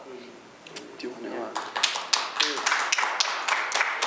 You know, I just want to say that it was so great when Bill Medeiros got up here today. I remembered the first time that the Roundtable came to City Hall, and Mark Chamberlain was calling out the names of the members of the Roundtable. And they were all the CEOs and directors of every highfalutin organization in Hamilton. And then there were 5 people they had identified as people with lived experience. And because it was a new conversation, I will give them this. You know, it's because it's over 11 years ago, and new conversation in the sense of this idea of engaging people with a lived experience. And so I remember Chad Collins was at the mic as the assistant deputy mayor, and Mark had finished calling out the names of all the important people, and then ended by saying, and the names of the 5 people with the lived experience, they're posted just out in the hallway there, if anybody wants to know their names. It was going to be my first time speaking at City Council. I was nervous as heck. My boss was in the audience, and I was now shakingly mad, because how is it possible that these people who we have identified as having the most important voice are nameless and posted outside? Just didn't sit well with me. And so I got up with my, prepared remarks. And you'll see, I have my prepared remarks today. That's how I always go now, and I just veered off and said, I need to identify that there are people in this room with lived experience that are part of the Roundtable too, and it's important there. And Chad Collins interrupted me to make sure that those names were called out and applauded for. And one of those was Bill Medeiros today, and some of the other faces that were here have been here that long. And so I just think that to finally hear Bill, to finally hear Ursula, to finally hear people talking with some sense of hope is the best thing, because really about, was it 4 years ago, you and I, all of us were so devastated, and as allies in the work, we may feel pain that something doesn't change, but we know we go home to a different reality, and the reality of people with the lived experience, they go home to that same reality. And now there is momentum, and as Tom said, it's a very short period of time. Do not lose this momentum. Do not run out of here or walk out of here or roll out of here thinking that this is done. This is far, far, far from being done. Use the hope that you have in your heart to carry it on. And thanks so much for being here today. Thanks for doing such a great job emceeing, honestly. And Laura, for all your efforts over the last year and longer, really, thank you so much. Everyone. And absolutely, just in closing, I'd like to sincerely thank Matthew for taking this on and for his leadership and advice throughout this process, and particularly Laura. This has been a really challenging process, and getting to work with Laura and being inspired by her has really, I think, made a huge difference in our ongoing work at the Roundtable. She has made a huge difference. You can see her input in this report and her passion, her belief in human rights and the dignity of all people. So again, we're going to leave from here today rededicated to ensuring we see that immediate rates increase in this budget. We're going to continue to push strongly for Bill 6, and ensuring that bill gets to committee before the legislature prorogues. We're going to be gathering everybody together who's interested just at the end of this meeting for a quick picture with the Fix the Gap sign. We're using it for a little video we're putting together with Cole Gately. And we're going to send that video to the Premier and to the ministers and let them know that they need to pass Bill 6 immediately. So thank you all again. If you'd like to gather just at the front for a picture, we'll take that picture with everybody. Thank you.